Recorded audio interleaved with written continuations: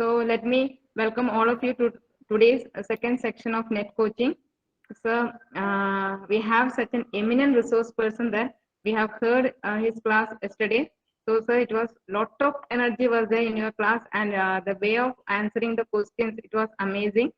So I was fully impressed. I think all the students or all the candidates who are present here, they were fully happy by hearing your class or the way of teaching method, everything. So we are happy to hear, happy to see you here. So for that, I have to thank our HOD, Dr. Suruba ma'am, for bringing such a resource person, apt resource person who is having lot of knowledge regarding how to do or attempt the net coaching, net etc. How to answer each and every questions, how to evaluate the questions, everything. So I thank our Suruba ma'am, and also the way of teaching. So it was fantastic. So I think in today's class also, lot of resources may be able to obtain by all the candidates here. So let me wish that all the candidates who are present here, that is yesterday there were 198 candidates were there. So today also nearly almost students will be there. So if it, let me wish all the students will be obtaining net, not only net, that too in JRF. So I wish all the students best of luck. And sir, I welcome you again. I think yesterday we have introduced our resource person, so we need not introduce again. So even then, for the formality concern, I welcome Dr. Siddiq sir, that is Assistant Professor, Calicut University. Sir, I welcome you to today's section. Good evening, all. I think you are ready, Good evening, and you sir. have some, you have bring some doubts here. ഞാൻ ഇന്നലെ നിങ്ങളോട് പറഞ്ഞിരുന്നു ഡൗട്ടുള്ളതെല്ലാം കൊണ്ടുവരണം, അയച്ചു തരണം എന്നൊക്കെ പറഞ്ഞിരുന്നു. കുറച്ചാളുകൾ ചില ഡൗട്ടുകൾ ചോദിച്ചു, ഞാനത് ഫോണിലൂടെ കറക്റ്റ് ചെയ്തിട്ടുണ്ട്. ഓക്കെ, സോ ഇന്നത്തെ ന്യൂസ് UGC നെറ്റ് എക്സാമിൻ്റെ ഡേറ്റിൽ ഒരു ഫൈനൽ ഡേറ്റ് വന്നു. ഇത് ഇനിയും ഫൈനൽ ആവും എന്നുള്ളതാണ് നമ്മൾ വിശ്വസിക്കുന്നത്. 17th to 25th ആണ്, 6th സ്റ്റാർട്ട് ചെയ്യുന്നില്ല. ഓക്കെ, അപ്പോൾ ഈ ക്ലാസ് കൂടെ കേട്ടതിന് ശേഷം നിങ്ങൾക്ക് എന്തെങ്കിലുമൊക്കെ അഡീഷണൽ ഇനി റെഫർ ചെയ്യേണ്ടതുണ്ട് എന്ന് തോന്നുകയാണെങ്കിൽ അതിലുള്ള ചെറിയൊരു ഗ്യാപ്പ് കൂടെ ഉണ്ട്. പക്ഷേ നിങ്ങൾ മനസ്സിലാക്കുക, 6 to 6, 7, 9, ദെൻ 17, 18, 19 ഇതായിരുന്നു ഉണ്ടായിരുന്ന ഷെഡ്യൂൾ. അപ്പോൾ അതിൽ ഷെഡ്യൂൾ നീണ്ടിട്ടില്ല എന്ന് മനസ്സിലാക്കി വെക്കുക. 17th തന്നെ തുടങ്ങുന്നത്, പക്ഷേ 6 തീയതി 6, 7, 8 തുടങ്ങുന്ന അവർക്ക് എന്ത് ചെയ്യുന്നുണ്ട്, അത് എസ്പെഷ്യലി ലാംഗ്വേജ് ഇംഗ്ലീഷ് പോലുള്ള ലാംഗ്വേജിൻ്റെ ഒക്കെ ആളുകൾക്കാണ് ആ സമയത്ത് എക്സാം നടക്കാൻ സാധ്യത ഉണ്ടായിരുന്നത്. അതുകൂടെ 17ക്ക് മാറിയെന്ന് മാത്രം. എനിവേ, സോ കുറച്ചുകൂടെ സമയം കിട്ടിയത് മാക്സിമം യൂട്ടിലൈസ് ചെയ്യാൻ പറ്റട്ടെ. ഓക്കെ, അപ്പോൾ ഈ പരിശ്രമിക്കുന്നതിനനുസരിച്ചാണ് റിസൾട്ട് വരിക. നമുക്കറിയാം ഒരുപാട് ആളുകൾ ജോയിൻ ചെയ്തുകൊണ്ടിരിക്കുന്നത്. ഞാൻ ഇന്ന് എൻ്റെ ടോപ്പിക്കിലേക്ക് കിടക്കാം. അതിനു മുമ്പ് ഇതിൽ പല തവണ എഴുതിയ ആളുകളുണ്ടായിരിക്കാം. അതേപോലെ എന്താണ്, ചെറിയ മാർക്കിന് മിസ്സായി എന്ന് പറയുന്ന ആളുകളുണ്ടായിരിക്കാം. 1 മാർക്കിന് പോയി. നമ്മൾ തോറ്റുണ്ടെങ്കിൽ തോറ്റു എന്നുള്ളത് തന്നെയാണ് അതിൻ്റെ അർത്ഥം. പക്ഷെ നമുക്ക് എവിടെയാണ് തെറ്റ് പറ്റിയത് എന്ന് മനസ്സിലാക്കിയിട്ട് വീണ്ടും അതിന് ശ്രമിക്കുക എന്നുള്ളതാണ് നമ്മുടെ എബിലിറ്റി. അല്ലാതെ ഞാൻ 1/2 മാർക്കിന് പോയി, അല്ലെങ്കിൽ ആ തവണ അങ്ങനെ ഒരു കാരണം കൊണ്ടായിരുന്നു എനിക്ക് JRF മിസ്സായത് എന്നൊന്നും പറയുന്നത് it is not an excuse. Okay, നമ്മൾ തോറ്റു എന്നുള്ളത് തന്നെയാണ്. പക്ഷേ നമ്മൾ എന്ത് ചെയ്യണം, അതിൽ നിന്ന് വീണ്ടും മനസ്സിലാക്കിയിട്ട് മുന്നോട്ട് പോകണം എന്നുള്ള അല്ലേ. ഈ തമിഴ് സിനിമയുണ്ട് മുഖവരി എന്ന് പറയുന്ന സിനിമയിൽ, അതിൽ നായകൻ ഇങ്ങനെ ഗോളിലെത്താൻ പറ്റാതിരിക്കും. ഞാൻ എൻ്റെ ടോപ്പിലേക്ക് 1 മിനിറ്റിനുള്ളിൽ തുടങ്ങും കേട്ടോ. ഗോളിലെത്താൻ ഇങ്ങനെ ഒരു എത്താൻ പറ്റാതെ സങ്കടത്തിലിരിക്കുന്ന സമയത്ത് നായകൻ്റെ ജ്യേഷ്ഠന് ഒരു കഥ പറഞ്ഞു കൊടുക്കുന്നുണ്ട്. കഥ ഇതാണ്: ഒരിക്കലൊരു നാട്ടിലൊരാൾ എന്ത് ചെയ്യുന്നു, ഒരു സ്ഥലം ഇങ്ങനെ നോക്കിയിട്ട് അവിടെ ഇങ്ങനെ കുഴിക്കുകയാണ്. അപ്പോൾ ആളുകൾ ഇങ്ങനെ കൂടി, എന്താണ് ഇയാൾ ചെയ്യുന്നത്? അയാൾ പറഞ്ഞു, ഞാൻ നിധി ഇവിടെ ഉണ്ട്, ആ നിധി കാണാൻ വേണ്ടി കുഴിക്കുകയാണ്, നിധി എടുക്കാൻ കുഴിക്കുക എന്ന് പറഞ്ഞപ്പോൾ ആളുകൾ ഇങ്ങനെ വട്ടം കൂടി. 1 അടി കുഴിച്ചു, നിധി കിട്ടിയില്ല. 2 അടി കുഴിച്ചു, 3 അടി കുഴിച്ചു, നിധി കിട്ടിയില്ല. കുറെ ആളുകൾ കൂടിയിരുന്നു. 4 അടി കുഴിച്ചപ്പോൾ കൂടിയിരുന്ന കുറെ ആളുകൾ പോയി. 5ാമത്തെ അടി കുഴിച്ചപ്പോൾ സുഹൃത്തുക്കൾ പോയി. 6ാമത്തെ അടി കുഴിച്ചപ്പോൾ നിധി കിട്ടിയില്ല. അദ്ദേഹത്തിന്റെ കുടുംബങ്ങളെല്ലാവരും അദ്ദേഹത്തെ ഉപേക്ഷിച്ച് പോയി എന്നുള്ളതാണ് അതിൽ കഥയിൽ പറയുന്നത്. എന്നിട്ട് ഇയാൾ എന്ത് ചെയ്യുന്നു, 6 അടി കുഴിച്ച് അദ്ദേഹം നിരാശനായിട്ട്, നിധി കിട്ടാത്തതിന്റെ സങ്കടത്തിൽ നിരാശനായിട്ട് അദ്ദേഹം ആ ശ്രമം ഉപേക്ഷിച്ച് പോവാണ്. കുറച്ചു കാലം കഴിഞ്ഞിട്ട് വേറൊരാൾ അതിലൂടെ വരുന്ന സമയത്ത് ഈ ഒരു കുഴി കാണുന്നു. അതിനെക്കുറിച്ച് അന്വേഷണം നടത്തിയപ്പോൾ ആളുകൾ പറഞ്ഞു പണ്ടൊരാൾ ഇങ്ങനെ പണ്ടൊരു ഭ്രാന്തൻ, അതാണ് അതിൽ എന്ത് ചെയ്യുന്നു സൂചിപ്പിക്കുക, അതിൽ പറയുന്നത് ഒരു മണ്ടൻ ഒക്കെ എന്ന രീതിയിലൊക്കെ ഇവിടെ ഒരു നിധി ഉണ്ടെന്ന് പറയുന്നു, കുഴിക്കാൻ നിൽക്കുന്നു, എന്നിട്ട് കുഴിച്ച് അവസാനം അയാൾ തോറ്റ് പിന്മാറിപ്പോയി എന്ന് പറഞ്ഞപ്പോൾ ഇയാൾ അതിനെ ഒന്നുകൂടെ എന്ത് സയന്റിഫിക് ആയിട്ട് ഒന്ന് മനസ്സിലാക്കിയിട്ട് അവിടെ 7ാമത്തെ അടി കുഴിക്കാൻ ശ്രമിക്കുമ്പോൾ ആളുകൾ പറയുന്നുണ്ട് എന്ത് ഇങ്ങനെ പറയുന്ന ഒരുപാട് ആളുകൾ നമുക്ക് മുന്നിൽ ഉണ്ടായിരിക്കുന്നു. നിങ്ങൾ മനസ്സിലാക്കി വെക്കുക. പണ്ടൊരു ഭ്രാന്തൻ ഇവിടെ നിധി കാണാൻ വേണ്ടി കുഴിച്ച് അയാൾ തോറ്റുമടങ്ങി, ഇയാളെ വീണ്ടും വേറൊരുത്തൻ ഇവിടെ ചെയ്യുന്നു എന്ന് പറഞ്ഞ ആളുകൾ കളിയാക്കി. പക്ഷെ 7 അടി കുഴിച്ചു, നിധി കിട്ടിയില്ല. 6ാമത്തെ അടി നേരത്തെ കുഴിച്ച ആളായിരുന്നു. ദെൻ ഇയാള് അടുത്ത 7ാമത്തെ അടി കുഴിച്ചു, കിട്ടിയില്ല. 8ാമത്തെ അടി കുഴിച്ചപ്പോൾ നിധി കിട്ടി എന്നാണ് പറയുന്നത്. എന്നിട്ട് അതിൽ നായകന്റെ ജ്യേഷ്ഠൻ കഥാപാത്രം ചോദിക്കുന്ന ഒരു ചോദ്യമുണ്ട്. 6 അടി കുഴിച്ച ആദ്യത്തെ ആൾക്ക് 2 അടി കൂടി കുഴിക്കാനുള്ള ക്ഷമ ഉണ്ടായിരുന്നല്ലോ എന്ന് ചോദിക്കുന്നുണ്ട്. എൻ്റെ മുന്നിലുള്ള എല്ലാവരോടും ഇതാണ് എനിക്ക് പറയുള്ളത്. നമ്മൾക്ക് ചിലപ്പോൾ മുൻ എക്സാമുകളിൽ ചിലപ്പോൾ എന്ത് ചെയ്തിട്ടുണ്ടായിരിക്കാം, 1-2 അറ്റംപ്റ്റ് ചിലപ്പോൾ ചെയ്തപ്പോൾ ചെറിയ മാർക്കിനോ അല്ലെങ്കിൽ ചെറിയ എന്തെങ്കിലുമൊക്കെ വ്യത്യാസം നമുക്ക് ഉണ്ടായിരിക്കാം ചിലപ്പോൾ. ഞാൻ കൂടുതൽ കുട്ടികൾ അങ്ങനെ നമ്മുടെ ഓഡിയൻസിന്റെ ഇതിൽ കാണാറുണ്ട്. അതുകൊണ്ട് നമ്മൾ ഇതിന് നിരന്തരം പരിശ്രമിക്കുക എന്നുള്ളത് തന്നെയാണ് ആദ്യം ചെയ്യാനുള്ളത്. അതിലൊരു മനസ്സുണ്ടാക്കിയെടുക്കുക. നമ്മൾ ആൾ ഇന്ത്യ ലെവൽ എക്സാം ആണ് എഴുതുന്നത്, ആ ഒരു മൈൻഡ് സെറ്റിലൂടെ ഇരിക്കുക എന്നുള്ളതാണ് ചെയ്യേണ്ടത്. ഓക്കെ, നമുക്ക് ആ ഒരു മൈൻഡോട് കൂടി നിങ്ങൾ ഉണ്ടാവട്ടെ. എനിവേ നമുക്ക് ക്ലാസ് തുടങ്ങാം. അപ്പൊ ഇന്നലെ നമ്മൾ നിർത്തിയതിന്റെ ബാക്കി ഏരിയയിൽ ആണ് തുടങ്ങുന്നത്. ഞാൻ വീണ്ടും പറയുന്നു, മൈക്ക് അൺമ്യൂട്ട് ചെയ്യാൻ പറ്റുന്നവരൊക്കെ അൺമ്യൂട്ട് ചെയ്ത്, അതായത് ഓപ്പൺ ആക്കിയിരിക്കുക. നിങ്ങൾക്ക് പറ്റുന്ന ഡൗട്ടുള്ള കാര്യങ്ങളോ ക്ലാരിഫിക്കേഷൻസ് ആ സമയത്ത് ചോദിക്കാം. നോക്കൂ, ഇന്നലെ നമ്മൾ പറഞ്ഞു, ഇത് നിർത്തി ഈ ഒരു ഏരിയ നമ്മൾ പറഞ്ഞ് ഇവിടെയാണ് നിർത്തിയത്. ഓക്കെ, സോ അതിന്റെ നമ്മൾ ഇന്നലെ പറഞ്ഞ കോഡ് ക്ലാസിഫിക്കേഷൻ ആൻഡ് കോഡിങ്, ഇത്തരം ഏരിയ ആണ് പറഞ്ഞത്. ഇപ്പോൾ ഞാൻ മാത്തമാറ്റിക്കൽ ആൻഡ് ഡാറ്റ ഇന്റർപ്രിട്ടേഷൻ ഇത്തരം ഏരിയ കുറച്ച് കൂടുതൽ ചെയ്യാമെന്ന് കരുതുന്നുണ്ട് കേട്ടോ. യെസ്, സോ അതേപോലെ ലോജിക്കൽ, നമുക്കിത് കുറച്ചുകൂടെ കഴിഞ്ഞാൽ ലോജിക്കൽ ഏരിയക്ക് പോകും. സോ ഇവിടെ ഇതിന് ഉത്തരം പറയൂ. 2-3 ക്വസ്റ്റ്യൻ ഉണ്ട് ഇവിടെ. ഇന്നലത്തെ പോലെ തന്നെ അതിന്റെ ബാക്കിയാണ്. നമുക്ക് പുതിയൊരു ഇൻട്രൊഡക്ഷനും കാര്യങ്ങളൊന്നും ഇതിൽ പറയേണ്ടതില്ലേ. ഇതിൽ one thing it is odd one, cow calf. ഇതിന് അനലോഗി ടൈപ്പ് ക്വസ്റ്റ്യൻ എന്നാണ് പറയാട്ടോ. അനലോഗി ടൈപ്പ് ക്വസ്റ്റ്യൻ എന്ന് പറയുമ്പോൾ cow related to calf in the same way dog related to bitch, lion cub, insect lava.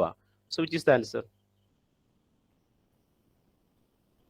Answer നിങ്ങൾ post ചെയ്യുന്നുണ്ടാവില്ലേ? ഞാൻ എൻ്റെ system 2ാമത്തെ സിസ്റ്റം ഓൺ ആക്കട്ടെ, ഒരു മിനിറ്റ് കേട്ടോ, എനിക്ക് അതിൽ കാണാൻ പറ്റുള്ളൂ. ഏതാ പറഞ്ഞേ? ബി പറയുമ്പോ എന്താണ് ഡോഗ് ബിറ്റ്, എന്താ അതിന്റെ റിലേഷൻ? എന്താ മറ്റേതിൽ എന്താണ്? അനിമൽ ആൻഡ് യങ് വൺ എന്നുള്ളതാണ് ആദ്യത്തേത്. കൗ calf lion cub insect lava എന്നുള്ളത്. പക്ഷെ ഇതെന്താണ്? മെയിൽ ഫീമെയിൽ ആണ്. Okay, yes. ഇനി നെക്സ്റ്റ് നോക്കൂ, volume litre, pressure barometer. Okay, simple. Pressure barometer means എന്താണ്? അത് അതിന്റെ മെഷർ ചെയ്യാനുള്ള ടൂളാണ് അല്ലെ? ഓക്കെ, മറ്റേതെല്ലാം അതിന്റെ വോളിയം ലിറ്ററിന്റെ റിലേഷൻ മനസ്സിലായല്ലോ, length meter. Then China, Beijing, Russia, Moscow, Spain, Madrid, Japan, Singapore. എന്താ? Japan, Singapore. Okay, capital city. അപ്പൊ ഇതിൽ നിങ്ങൾക്ക് എന്താ മനസ്സിലായത്? എന്താണ് ഈ ക്വസ്റ്റ്യൻ കാണുന്നതിന് അപ്പുറത്തേക്ക്? ഓക്കെ, സി തന്നെ ആൻസർ, എല്ലാവരും ആൻസർ ചെയ്യുന്നുണ്ട്. ഗുഡ്. സോ ഇത് എന്താണ്? ഈ റിലേഷൻ മനസ്സിലാക്കി. ഇത്തരം റിലേഷൻസ് ഉണ്ട്, ചിലപ്പോൾ ഇങ്ങനെ ചോദിക്കും. ഞാൻ അതിന് കുറച്ച് ക്വസ്റ്റ്യൻസ് അടുത്ത് വരുന്നുണ്ട്. ഇപ്പോൾ എന്താണ് UGC ചോദിച്ചതായിരുന്നു, ബി ഹണി, കൗ കാഫ്, ടീച്ചർ ഡാഷ്. എന്താ ഉത്തരം? ബി ഹണി തരുന്നു, കൗ കാഫ് അല്ല, കൗ മിൽക്ക് ഉണ്ടോ, കൗ മിൽക്ക് തരുന്നു, ടീച്ചർ എന്ത് തരുന്നു? ഇന്റലിജൻസ്, ലെസൺസ്, മാർക്ക്, ഇങ്ങനെയൊക്കെ ഉണ്ടായിരുന്നു. എന്താ ഉത്തരം? ലെസൺസ്. ടീച്ചർ പഠിപ്പിക്കുന്ന ആള് മാത്രം അല്ല, ഓപ്ഷൻ ആണല്ലേ? യെസ്. ടീച്ചർ ശരിക്കും നൽകുന്ന എന്താ? മാർക്ക് എന്ന് പറയരുത് കേട്ടോ, ടീച്ചറുടെ ഡ്യൂട്ടി മാർക്ക് തരല്ല. 5 മാർക്ക് അല്ലെ? ഇന്റലിജൻസ് ബൈ ബർത്ത് എന്താണ് നമ്മൾ ഉണ്ടാകുന്നതാ, അതല്ലാത്തൊരു ഓപ്ഷൻ ഉണ്ട്. അതെന്താ? നമ്മളൊക്കെ ടീച്ചർ വരാവുന്ന ആളുകളല്ലേ? Yes, come on. അതെ, വിസ്ഡം എന്ന് പറയുന്ന ഓപ്ഷനിൽ ഉണ്ടായിരുന്നു. ഞാനത് മനഃപൂർവ്വം പറയുന്നതാണ്. വിസ്ഡം ആണ് ടീച്ചർ നൽകുന്നത്. വിസ്ഡം മീൻസ് എന്താണ്? ഒരു ജ്ഞാനം എന്ന് പറയുന്ന ഒരു ഇന്റേണൽ ആണ് എക്സ്റ്റേണൽ ആണ്. ആക്ച്വലി എന്താണ് നമുക്ക് നമ്മളിലെ ഉള്ളിലെ നമുക്ക് കണ്ടെത്താൻ വേണ്ടി സഹായിക്കുന്ന ആളാണ് ടീച്ചർ, ഗുരു എന്നൊക്കെ പറയുന്നത് അല്ലേ. എനിവേ ഞാൻ അതിലേക്ക് എക്സ്പ്ലെയിൻ ചെയ്ത് പോകുന്നില്ല. അപ്പൊ അതൊക്കെ റിലേഷൻ UGC ചോദിച്ചതാണ്. നമ്മളിവിടെ റിലേഷൻ മനസ്സിലാക്കുക എന്നുള്ളതാണ് ചെയ്യേണ്ടത്. ഓക്കെ, നമുക്ക് ഇതിലൂടെ തന്നെ പോവാം. Using odd numeral. ഇനി നിങ്ങൾക്ക് നമ്പറുകൾ തരും ഇങ്ങനെ. ഇത് റയർ ആയിട്ടേ വന്നിട്ടുള്ളൂ. ഈ ഒരു ടൈപ്പ് നമുക്ക് നേരത്തെ വന്ന നമ്പർ സീരീസ് ആണ് കൂടുതൽ വന്നത്. എന്നാൽ ഞാൻ ജസ്റ്റ് ഒന്ന് പറയാം. ഓഡ് ന്യൂമറൽ എന്ന് പറയുമ്പോൾ നിങ്ങൾ ആദ്യം നമ്പറുകൾ കാണുമ്പോൾ ചെയ്യേണ്ടത് എന്താ വെച്ചാൽ, ഞാനൊരു 5 സെറ്റ് ക്വസ്റ്റ്യൻ ഇവിടെ കാണിക്കും. നിങ്ങൾ ചെയ്യേണ്ട, ഞാൻ 3-4 ഐ നിങ്ങൾക്ക് പറഞ്ഞു തരാം. ഒന്ന്, തന്ന നമ്പറുകൾ ഒരു കോമൺ ഒരു ഓഡ് നമ്പറാണ്, അതുകൊണ്ട് എന്താ നമ്പറിന്റെ കൂട്ടങ്ങളായിരിക്കും. അത് പ്രൈം നമ്പേഴ്സ് ആണോ അല്ലേ നോക്കുക. പ്രൈം നമ്പേഴ്സ് ആണോ അല്ലേ നോക്കുക. പ്രൈം നമ്പേഴ്സ് പറഞ്ഞാൽ എന്താ, which are the prime numbers? 2, 3, 5, 7, 11, 13. അതായത് ഇങ്ങനെ പോണതില്ലേ. അതായത് എന്താണ്, ഇതൊന്നും ഡിവൈഡ് ചെയ്യാൻ പറ്റുന്നല്ല എന്നർത്ഥം. ഈ നമ്പർ കൊണ്ടും ഒന്നുകൊണ്ടല്ലാതെ. 13 കഴിഞ്ഞിട്ട് 17, പിന്നെ 29 പ്രൈം നമ്പർ ഏതാ? 23 അല്ലേ? 29, 31, 31 കഴിഞ്ഞിട്ട് 37, 41, 43. ഇനി ഉണ്ടാവും 47. 47. Okay, these are the prime number 47 prime numbers below 50. ഇതാണോ അല്ലേ നോക്കണം ഒന്ന്. ഓക്കെ, ഇനി അതല്ലെങ്കിൽ എന്ത് ചെയ്യും, രണ്ടാമത്തെ പോയിന്റ്, കീ പോയിന്റ് ഇതാണ്. നിങ്ങൾ നോക്കേണ്ടത് വെദർ ഇറ്റ് ഈസ് എന്താണ്, സ്ക്വയേഴ്സ് ഓർ ക്യൂബ്സ്. എന്താ ഞാൻ അത് പറഞ്ഞിരുന്നു, സ്ക്വയർ ആണോ ക്യൂബ്, അല്ലെങ്കിൽ കോമൺ മൾട്ടിപ്ലയർ. ഇതൊന്നും അല്ല, വലിയ സംഖ്യ ആണെങ്കിൽ എന്തായിരിക്കും അറിയോ, ആ നമ്പറുകൾ തമ്മിൽ എന്തെങ്കിലും റിലേഷൻ ഉണ്ടാവും ചിലപ്പോൾ. നമുക്ക് ഓരോ ക്വസ്റ്റ്യൻ വെച്ച് നമുക്ക് എക്സ്പ്ലെയിൻ ചെയ്യാം. നോക്കിക്കോ, ട്രൈ ടു ആൻസർ. പെട്ടെന്ന് ആൻസർ ചെയ്ത് അത്രയും കാര്യങ്ങൾ നമുക്ക് പറയാൻ പറ്റും കേട്ടോ. അപ്പോൾ ഒന്ന് നോക്കാം. ഡൗട്ടുള്ളത് ഇടയ്ക്ക് നിങ്ങളൊന്ന് വോയിസിൽ അല്ലെങ്കിൽ മെസ്സേജ് ചെയ്താൽ മതി. ഡൗട്ടുകളൊക്കെ മെസ്സേജ് ചെയ്തോ, ഞാൻ നോക്കാം ഇടയ്ക്ക്. സോ ഇതിലെന്താ ഉത്തരം പറയും? 12, 25, 37, 50. സാധാരണ ക്ലാസ് എടുക്കുമ്പോഴേക്ക് കുട്ടികൾ പറയുന്ന ഒരു ഉത്തരമുണ്ട്, 12 പറയാറുണ്ട്. എന്തുകൊണ്ട്? ഇത് ഇരട്ട സംഖ്യ അല്ല സാർ എന്നൊക്കെ പറയുന്നുണ്ട്. അങ്ങനെ ആരും പറയരുത്. കാരണം എന്താ, ഇരട്ട സംഖ്യ ഒറ്റ സംഖ്യ എന്ന് ചോദിക്കുമോ നമ്മൾ മാസ്റ്റർ ഡിഗ്രിക്കാരല്ലേ, നമ്മുടെ ഈ ക്വസ്റ്റ്യൻ ചോദിക്കുമോ? ഇല്ല. ഓക്കെ, അപ്പൊ അത് പോയിട്ട് ഇത് എഴുതരുത്. ബി ആണ് കുറെ ആൾക്കാർ പറയുന്നത്. എന്തുകൊണ്ട് ബി? 25 ആണോ? അല്ലല്ലോ. എന്തുകൊണ്ട് 25? 5ന്റെ സ്ക്വയർ ആണെന്നോ? ഒരു കോമൺ റിലേഷൻ കാണണേ. സി, ഓക്കെ, സി എന്തുകൊണ്ടാ? സി കുറെ ആളുകൾ പറയുന്നുണ്ട്. C is a prime number, others are not prime number.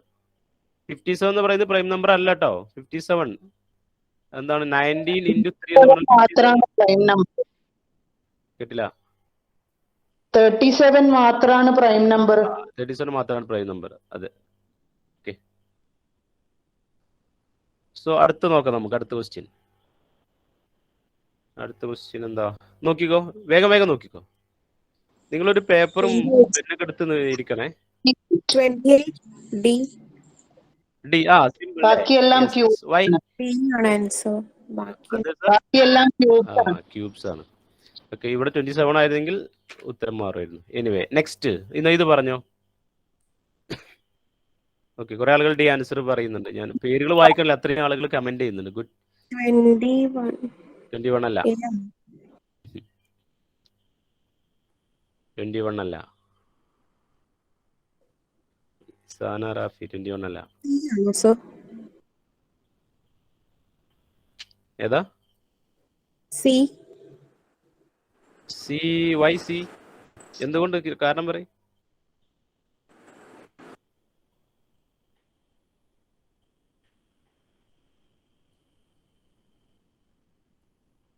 എന്തുകൊണ്ട്? കാരണമില്ലേ, വെറുതെ സി പറയാ, ഗസ് അടിക്കരുത്. ഡി. ഇവിടെ ഏതാ ഉത്തരം? ബി ആണ് ഉത്തരം. ഇനി പറയും എന്താ കാരണം പറഞ്ഞാൽ മതി. എന്തുകൊണ്ട് ബി? ടൈപ്പ് ചെയ്തോ അല്ലെങ്കിൽ പറഞ്ഞോ. അതെ സാർ,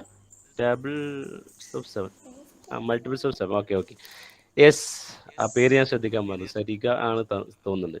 സി, ഇതെന്താണ്? ഇത് 7ന്റെ മൾട്ടിപ്ലയർ അല്ലേ? ഇത് 7ന്റെ മൾട്ടിപ്ലയർ അല്ലേ? ഇതും എല്ലാം 7ന്റെ മൾട്ടിപ്ലയറാ. ഒക്കെ വരുന്നുണ്ട്, എടുക്കില്ലല്ലോ. യെസ്. സോ 36 എന്ന് പറയുന്നത് എന്തല്ല 7 മൾട്ടിപ്ലയർ അല്ല.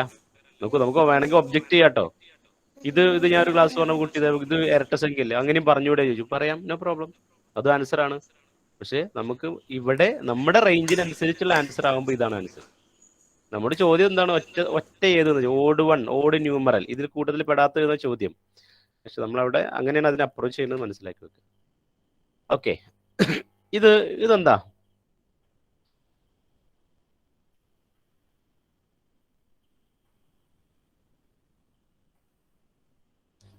പറഞ്ഞോ. നമ്മളിപ്പോൾ ലോജിക്കൽ റീസണിങ്ങിൽ പോകട്ടോ, ഇത് കുറച്ച് ക്വസ്റ്റ്യനുകൾ കഴിഞ്ഞാൽ. അതാണ് നമുക്ക് ഒരുപാട് കാര്യങ്ങൾ പറയാനുള്ളത്. നിങ്ങൾ എല്ലാവരും മൈക്ക് ഓൺ ആക്കി വെക്കണം. അപ്പോൾ മുഹമ്മദ് സഫ്വാൻ പറയുന്നു, ഒരാൾക്ക് ആൻസർ ഉള്ളൂ. ഇത് കുറച്ച് ലെങ്തി ക്വസ്റ്റ്യൻ ആണെങ്കിൽ ഞാൻ എന്താ പറഞ്ഞ നേരത്തെ ഓർമ്മ ഉണ്ടോ? If it is lengthy question എന്തായിരിക്കും? there will be some relation with these numbers. ഈ നമ്പറുകൾ റിലേഷൻ ഉണ്ടോ നോക്കൂ. ഉണ്ട്. ആണോ? എ ആണ്. രണ്ടാളാണ് ഉത്തരം പറഞ്ഞത്, ഞാൻ കണ്ടത് എ. എന്തുകൊണ്ട് എ മറ്റേതല്ല? ഡിജിറ്റ്സ് ഒക്കെ ആഡ് ചെയ്യുമ്പോൾ പ്രൈം നമ്പർ കിട്ടുന്നത് കൊണ്ടാണോ? പ്രൈം നമ്പർ കിട്ടുന്നുണ്ട്, ഡിജിറ്റ് ആഡ് ചെയ്യുമ്പോൾ ഞാൻ നോക്കിയിട്ടില്ല. ഡിജിറ്റ് ആഡ് ചെയ്യുമ്പോൾ പ്രൈം അല്ലല്ലോ കിട്ടുക. അങ്ങനെ ഒരു റിലേഷൻ വേണമെങ്കിൽ പറയാം. അതായത് ഞാൻ ഇതിന് ഉത്തരം പറയാം. ഈ 3 + 4 ആണ് എന്ത് 7. Last second digit, last 2 digit add ചെയ്യുമ്പോൾ ഡിജിറ്റ് ആഡ് ചെയ്യുമ്പോൾ ഞാൻ നോക്കി 5 3 ഇല്ല. എക്കോ വരുന്നുണ്ടല്ലോ, ഞാൻ ഇപ്പൊ നേരത്തെ പറഞ്ഞ ഇപ്പോഴാണ് വരുന്നത്. ഒരാൾക്ക് ഓൺ ആക്കുമ്പോഴാണ് അത്. ഒരു മിനിറ്റ്, അങ്ങനെ റിലേഷൻ വേണമെങ്കിൽ പറയാം.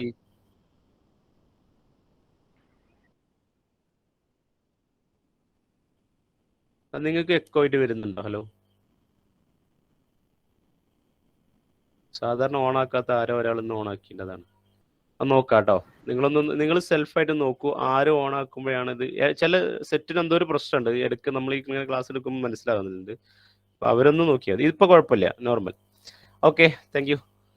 സോ അപ്പോൾ ഇത്രയും ക്വസ്റ്റ്യൻ ജസ്റ്റ് നോക്കും. ഇതിൽ നമ്മൾ പറഞ്ഞതിൽ എന്താണ്? Prime numbers, cubes or squares, common multiplier അല്ലെങ്കിൽ നമ്പർ ഇതൊക്കെ ആയിരിക്കാം വരാറുള്ളത്. പക്ഷെ ഒരു 10 ഓൺവേർഡ്സ് നോക്കുമ്പോൾ വല്ലാതെ ഇത്തരം ക്വസ്റ്റ്യൻസ് വന്നിട്ടില്ല എന്നുള്ളതാണ് നിങ്ങൾ മനസ്സിലാക്കേണ്ടത്.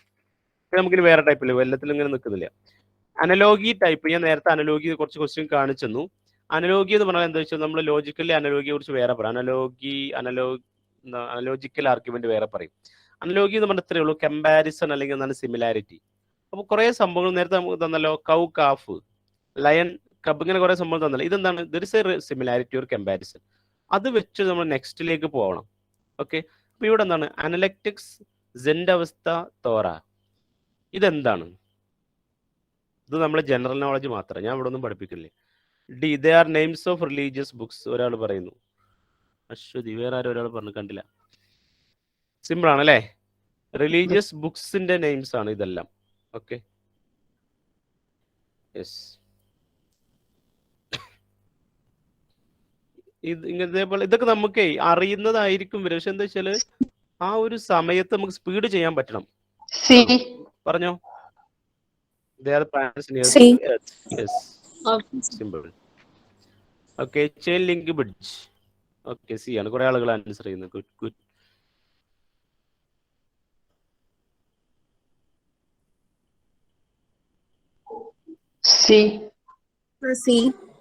Chain link bridge, they all have hooks, തെറ്റാണ് അല്ലേ? റിലേറ്റീവ് വിത്ത് ഓർണമെന്റ് ശരിയല്ല. ജോയിൻ 2 പാർട്സ്, ചെയിന് ജോയിൻ 2 പാർട്സ്, ലിങ്ക് അത് തന്നെയാണ്, ബ്രിഡ്ജ് എന്താണ്? 2 part. So option C is the answer, right. Yes, പറഞ്ഞോ. ന്യൂസ് പേപ്പർ, ഈ ഒരു ടൈപ്പ് ക്വസ്റ്റ്യൻ UGC പലതവണ ചോദിച്ചിട്ടുണ്ടേ.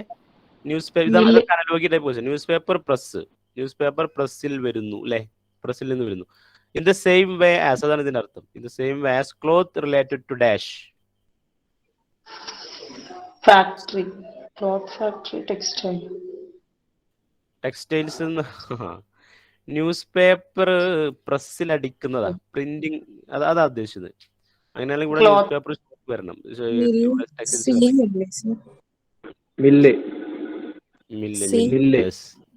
മില്ലാണ് കറക്റ്റ്, ഇത്തരം മില്ലാണ്. മില്ലില്ലെങ്കിൽ നമുക്ക് ഫാക്ടറി നോക്കിയായിരുന്നു കേട്ടോ. ക്ലോത്ത് മിൽ നമ്മൾ അങ്ങനെ തന്നെ അല്ലേ ഉപയോഗിക്കാറുള്ളത്.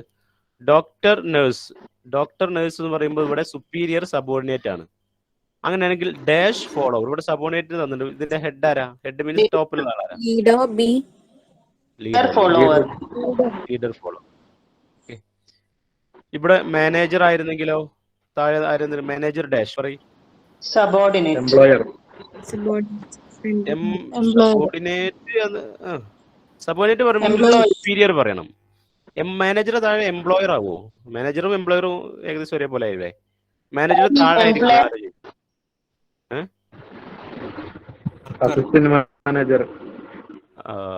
അസിസ്റ്റന്റ് മാനേജർ അല്ലെങ്കിൽ എന്താണ് അത് കോമൺ ആയിട്ട് അസിസ്റ്റന്റ് മാനേജർ ശരിയാണ്. കോമൺ ആയിട്ട് പറയും നമ്മൾ എംപ്ലോയി അല്ലെങ്കിൽ വർക്കർ, ലേബർ അല്ലെങ്കിൽ വർക്കർ. മാനേജർ പറയുമ്പോൾ ഫാക്ടറി ഓറിയന്റഡ് പറയുന്ന ടേമാണ്. അതുകൊണ്ട് manager worker, employer employee. Okay, just പറഞ്ഞു. അതൊക്കെ നമുക്ക് ഓപ്ഷൻ കിട്ടിയാൽ എഴുതാൻ പറ്റും. ഡോക്ടർ നേരത്തെ കാണിച്ചില്ലേ ക്വസ്റ്റ്യൻ, അതിനെങ്ങനെ സ്റ്റേറ്റ്മെന്റ് ആയിട്ടും UGC ചോദിച്ചിട്ടുണ്ട്. Doctor is related to patient in the same way as lawyer is related to dash customer, accused, client, magistrate. Code full ഇതിന് ഉത്തരം ഇതല്ലേ?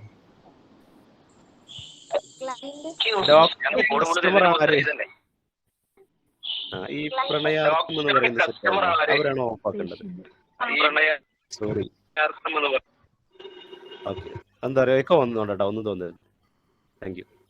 സോ നിങ്ങൾ ടൈപ്പ് ചെയ്തോളൂ. Doctor is related to patient in the same way as. അപ്പോൾ doctor എന്ന് പറയുന്നത് എന്താണ്? Doctor patient means ഒരു കസ്റ്റമർ എന്നുള്ള ഒരു ആംഗിൾ കരുതിക്കോ. അങ്ങനെ നോക്കുമ്പോൾ lawyer. Okay okay, very good very good. Accused അല്ല, ക്ലയന്റ് ആണ്. ലോയർ ക്ലയന്റ് ആണ്.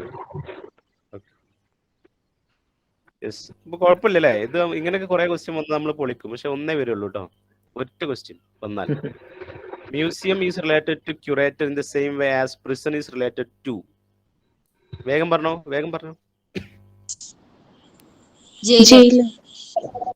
Jailer. Soap is related to wash. Same way as broom. Option ആണല്ലേ?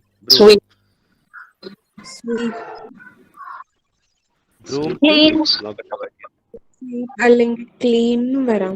ചെയ്യാത്തോണ്ടാണ് ക്ലീൻ ഒക്കെ പറയുന്നത്. സ്വീപ്പ് അല്ലേ കറക്റ്റ് വരുന്നത്? എല്ലാവരും കറക്റ്റ് ഉത്തരമാണ് കേട്ടോ. പക്ഷെ നമ്മൾ അതിന്റെ soap to wash, so broom to sweep.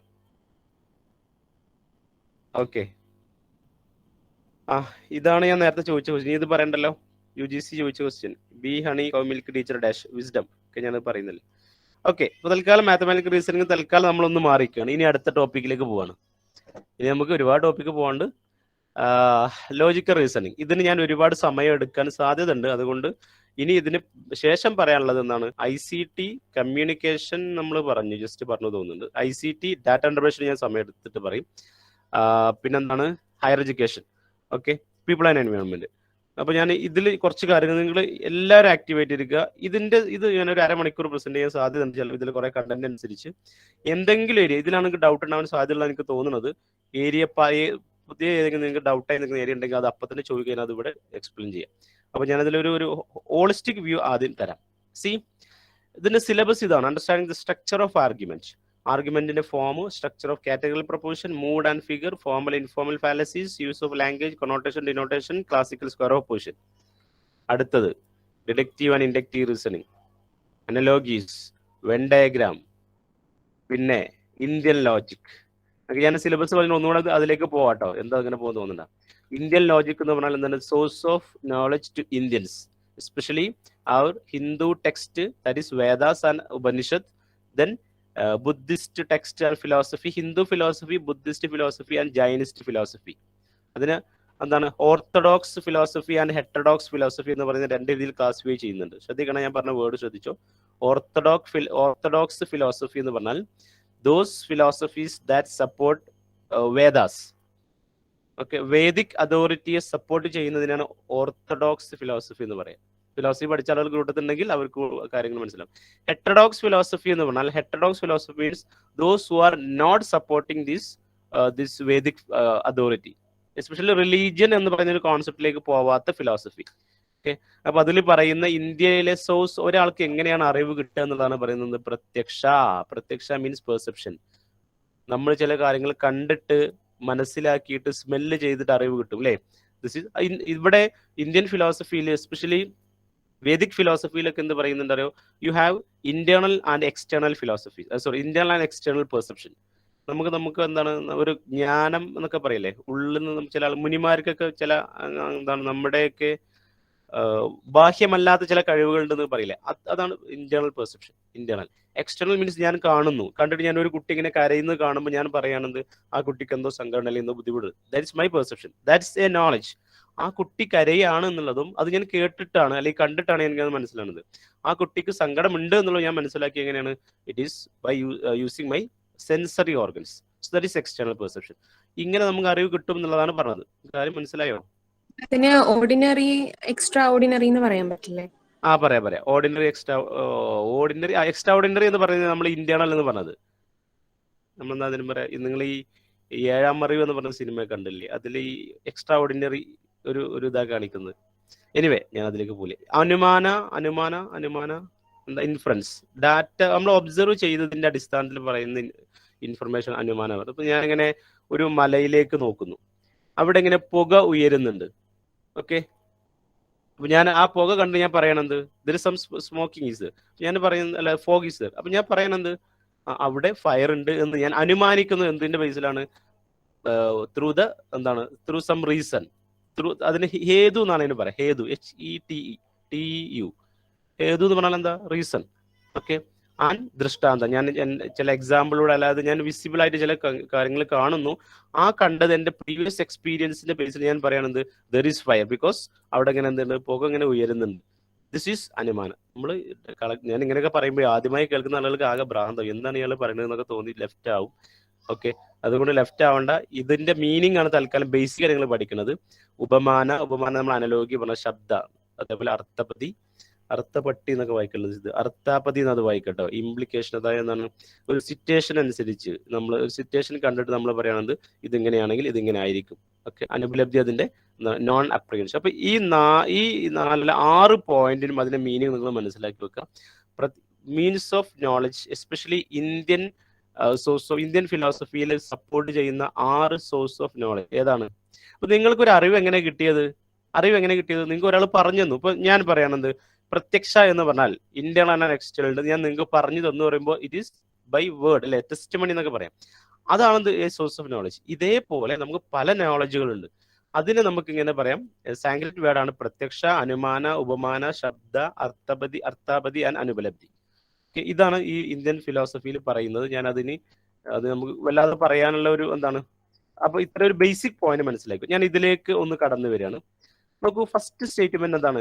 Understand the structure of argument.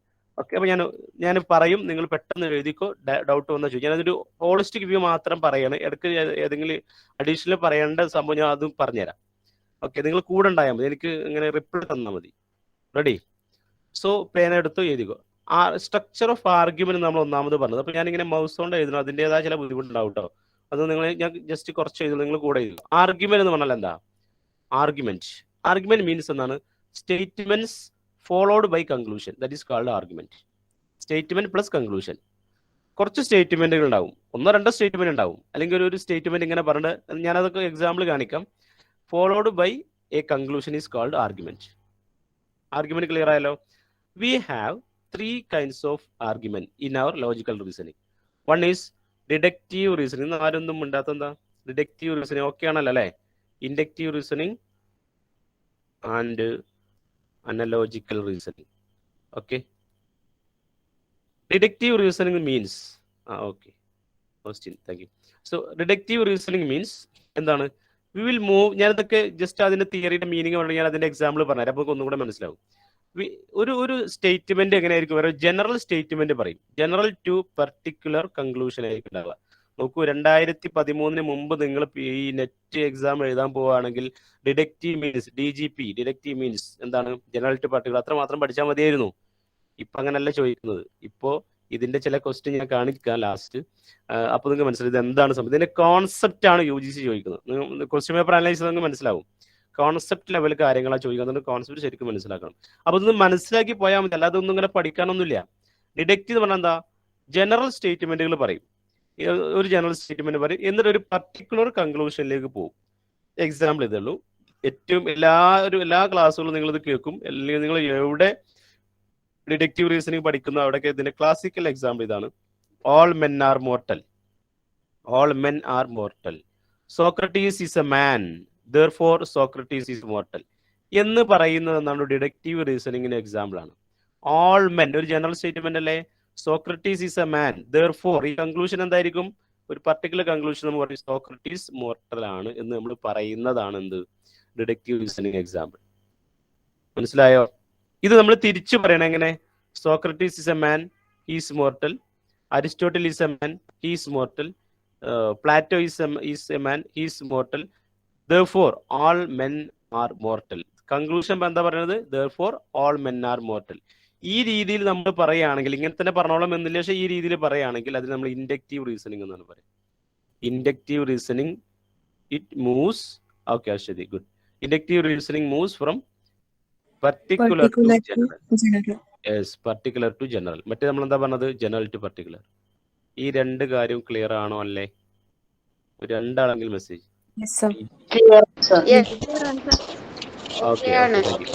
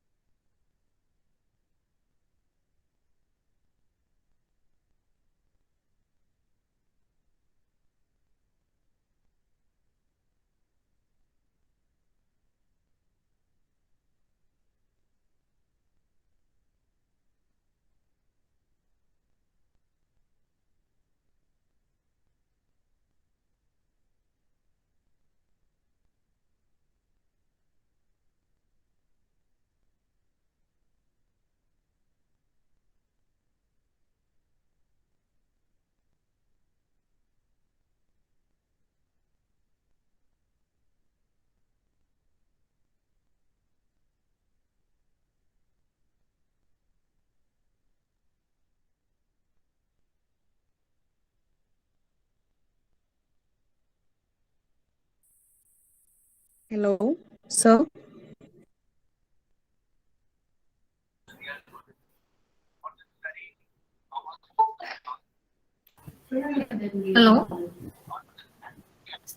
Hello hello sorry Siddique sir. Sorry, ഞാൻ കുറെ കഥകൾ പറഞ്ഞു, നിങ്ങൾ ഇല്ല സർ, മൈക്ക് മ്യൂട്ട് ആയിരുന്നു തോന്നുന്നു. അതറിയാതെ എങ്ങനെയാ മ്യൂട്ട് ആ, ആയതാ? സർ. ഓക്കെ, ഞാൻ കുറെ കാര്യങ്ങൾ പറഞ്ഞു പോയി. ഞാൻ ഇങ്ങനെ ആരും നോക്കിയതാണ് എന്താ കേട്ടില്ല. ഇവരൊന്നും മിണ്ടാത്തത്. അപ്പൊ എന്താ നിങ്ങൾ ലാസ്റ്റ് എന്താ കേട്ടോ? ക്വസ്റ്റ്യൻ കേട്ടോ? ഞാൻ ചോദിച്ച ക്വസ്റ്റ്യൻ കേട്ടിരുന്നോ?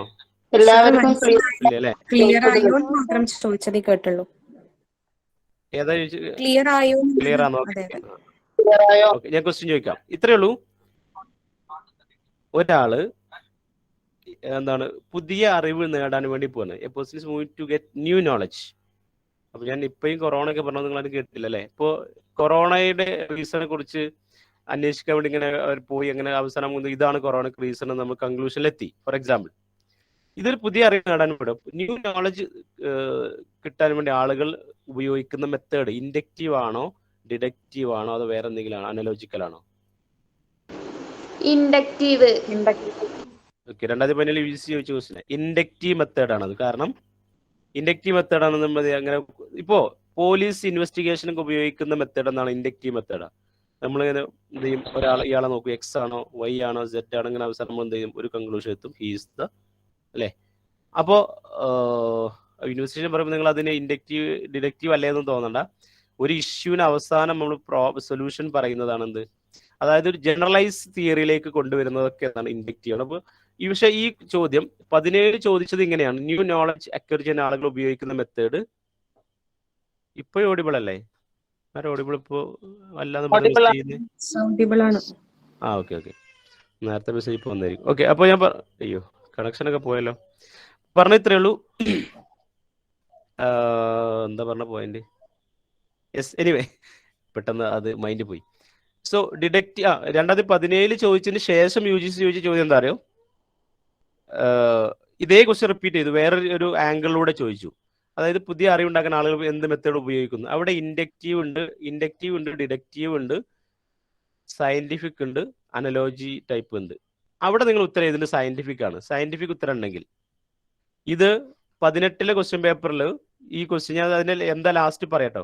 18ലെ ക്വസ്റ്റ്യൻ പേപ്പർ ഇത് വീണ്ടും ചോദിച്ചു എങ്ങനെയാണ്, a research trying using moving from general to particular and particular to general ചോദിച്ചണ്ട. ജനറൽ ടു പർട്ടിക്കുലർ ആണ്, പർട്ടിക്കുലർ ടു ജനറൽ എന്നിങ്ങനെ പറഞ്ഞിട്ട് ഈസ് എ മെത്തേഡ് ഓഫ്. എന്നിട്ട് അവിടെ ഉണ്ടായിരുന്നത് inductive method, reductive method, scientific method എന്നുണ്ടായിരുന്നു. അവിടെ സയന്റിഫിക് എന്ന് പറഞ്ഞാൽ എഴുതിക്കോ. സയന്റിഫിക് എന്ന് പറഞ്ഞാൽ എന്താണ്?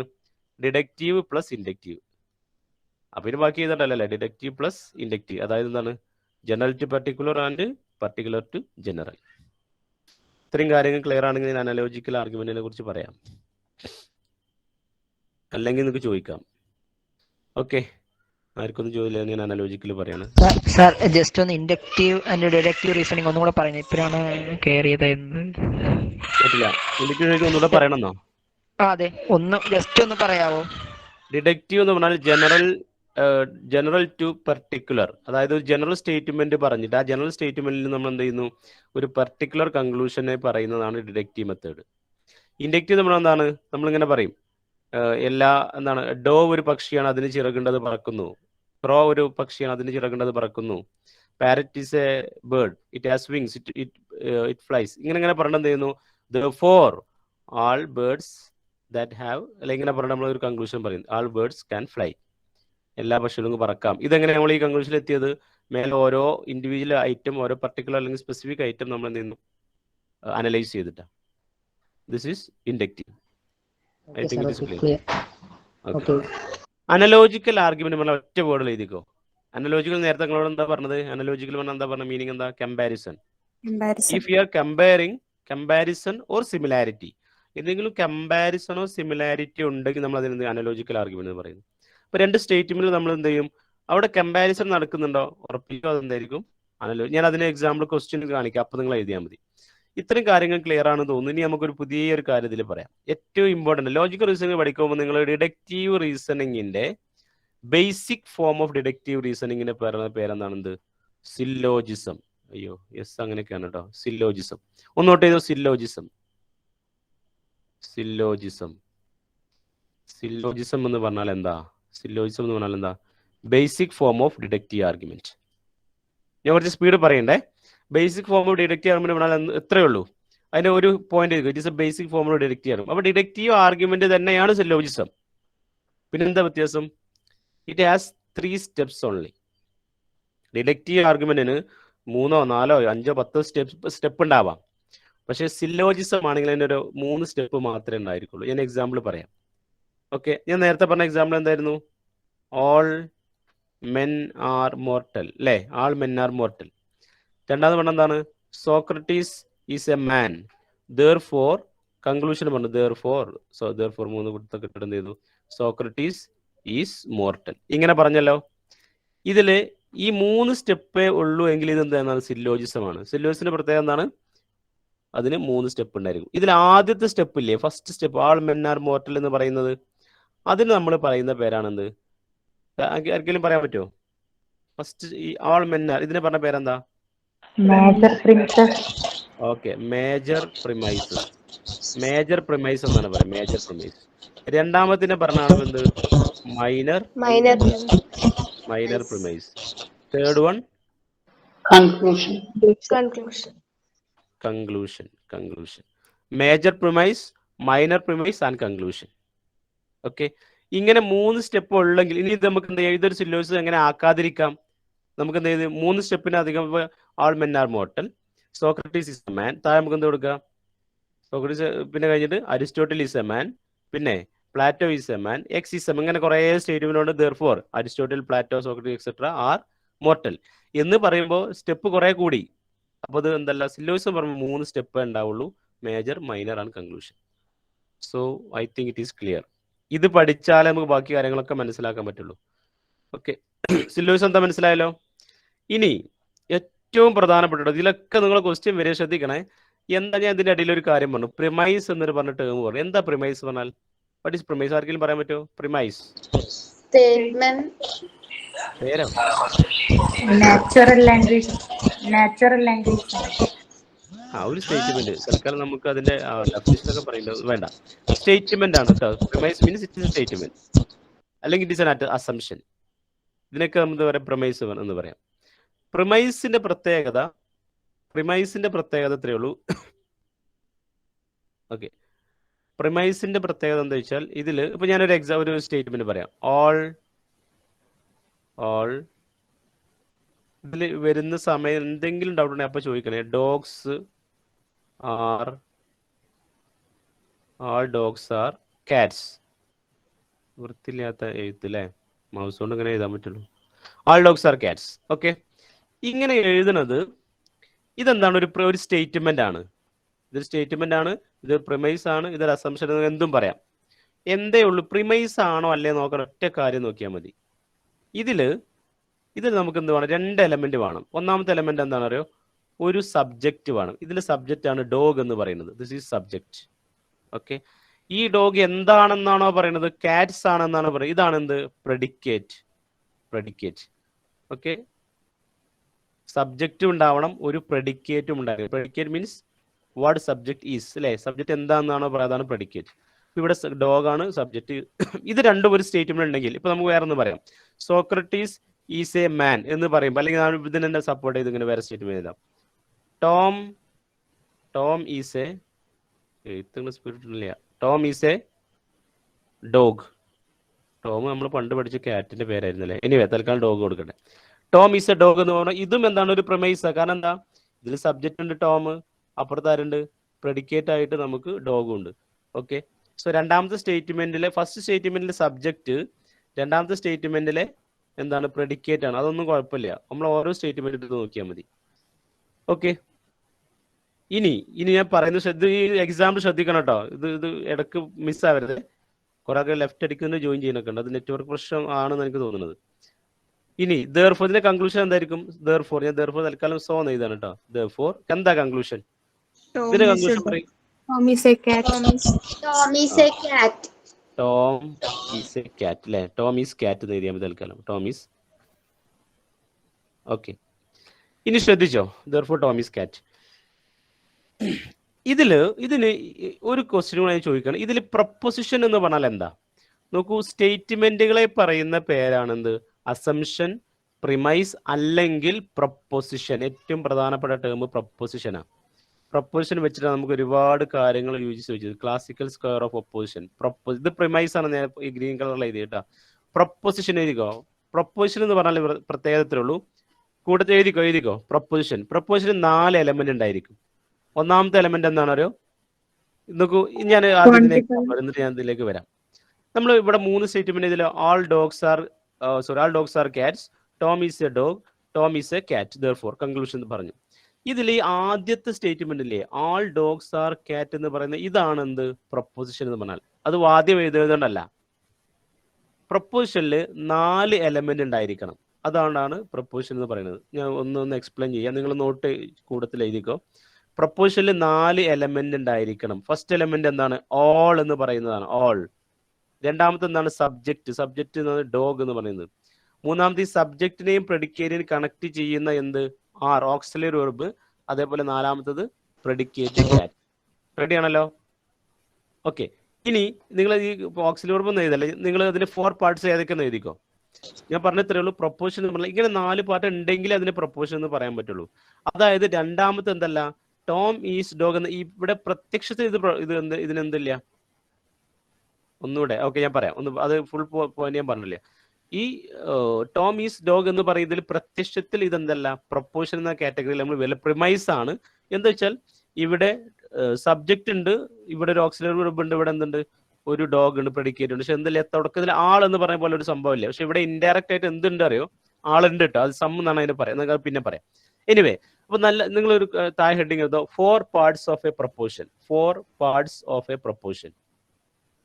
4 parts of a proposition. Okay,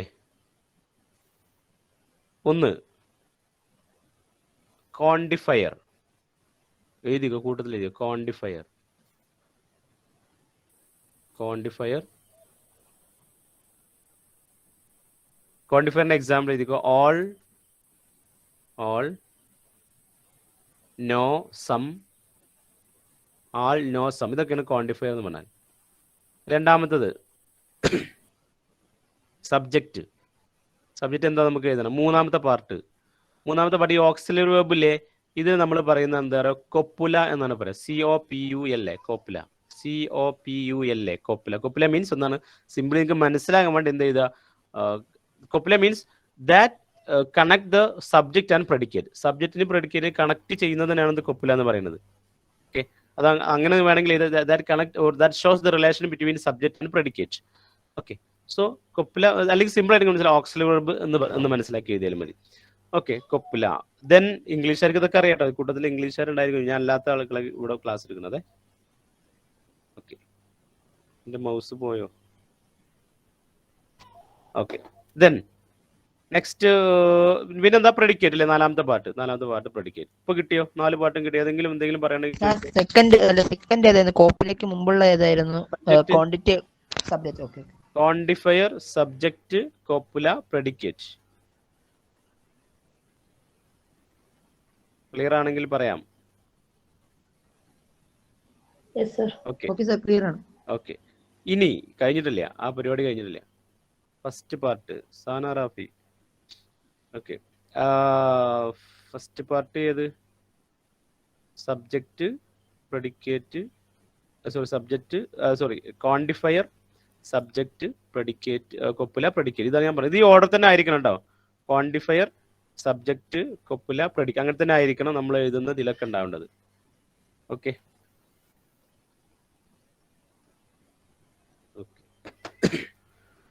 mouse ഇടക്ക് പണി മുടക്കുന്നുണ്ട്. യെസ്,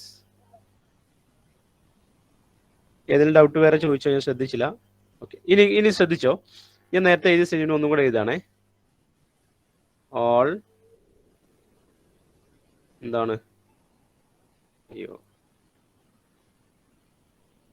ആൾ തന്നെ ക്വാണ്ടിഫയർ. അതെ, അതാണോ ചോദിച്ചത്? ആൾ എന്ന് പറയുന്ന അവിടെ ക്വാണ്ടിഫയർ, ഫസ്റ്റ് ആൾ തന്നെ ക്വാണ്ടിഫയർ. ആൾ അല്ലെങ്കിൽ സം. ക്വാണ്ടിഫയറിന്റെ എക്സാമ്പിൾ എഴുതുക. All, some, all, no, some. ആളും നോയും സമ്മും, ഇതാണ് ക്വാണ്ടിഫയർ എന്ന് പറഞ്ഞാൽ. ഓക്കെ, 4 പാർട്ട് എഴുതിയാലോ. അടുത്തൊരു ഹെഡിങ് എഴുതിക്കോ. ഇമ്പോർട്ടൻറ്റ് ഇത് പറഞ്ഞാൽ നമുക്ക് ബാക്കിയുള്ള പറയാൻ പറ്റുന്നതുകൊണ്ടാണ് കേട്ടോ. ഇത് ക്ലിയർ ആണ്, എല്ലാവരും പറഞ്ഞു. ഓക്കെ, ഞാൻ അതിലേക്ക് പോലെ നിങ്ങൾ അടുത്ത ഒരു ടൈറ്റിൽ എഴുതിക്കോ. Categories of classification of proposition.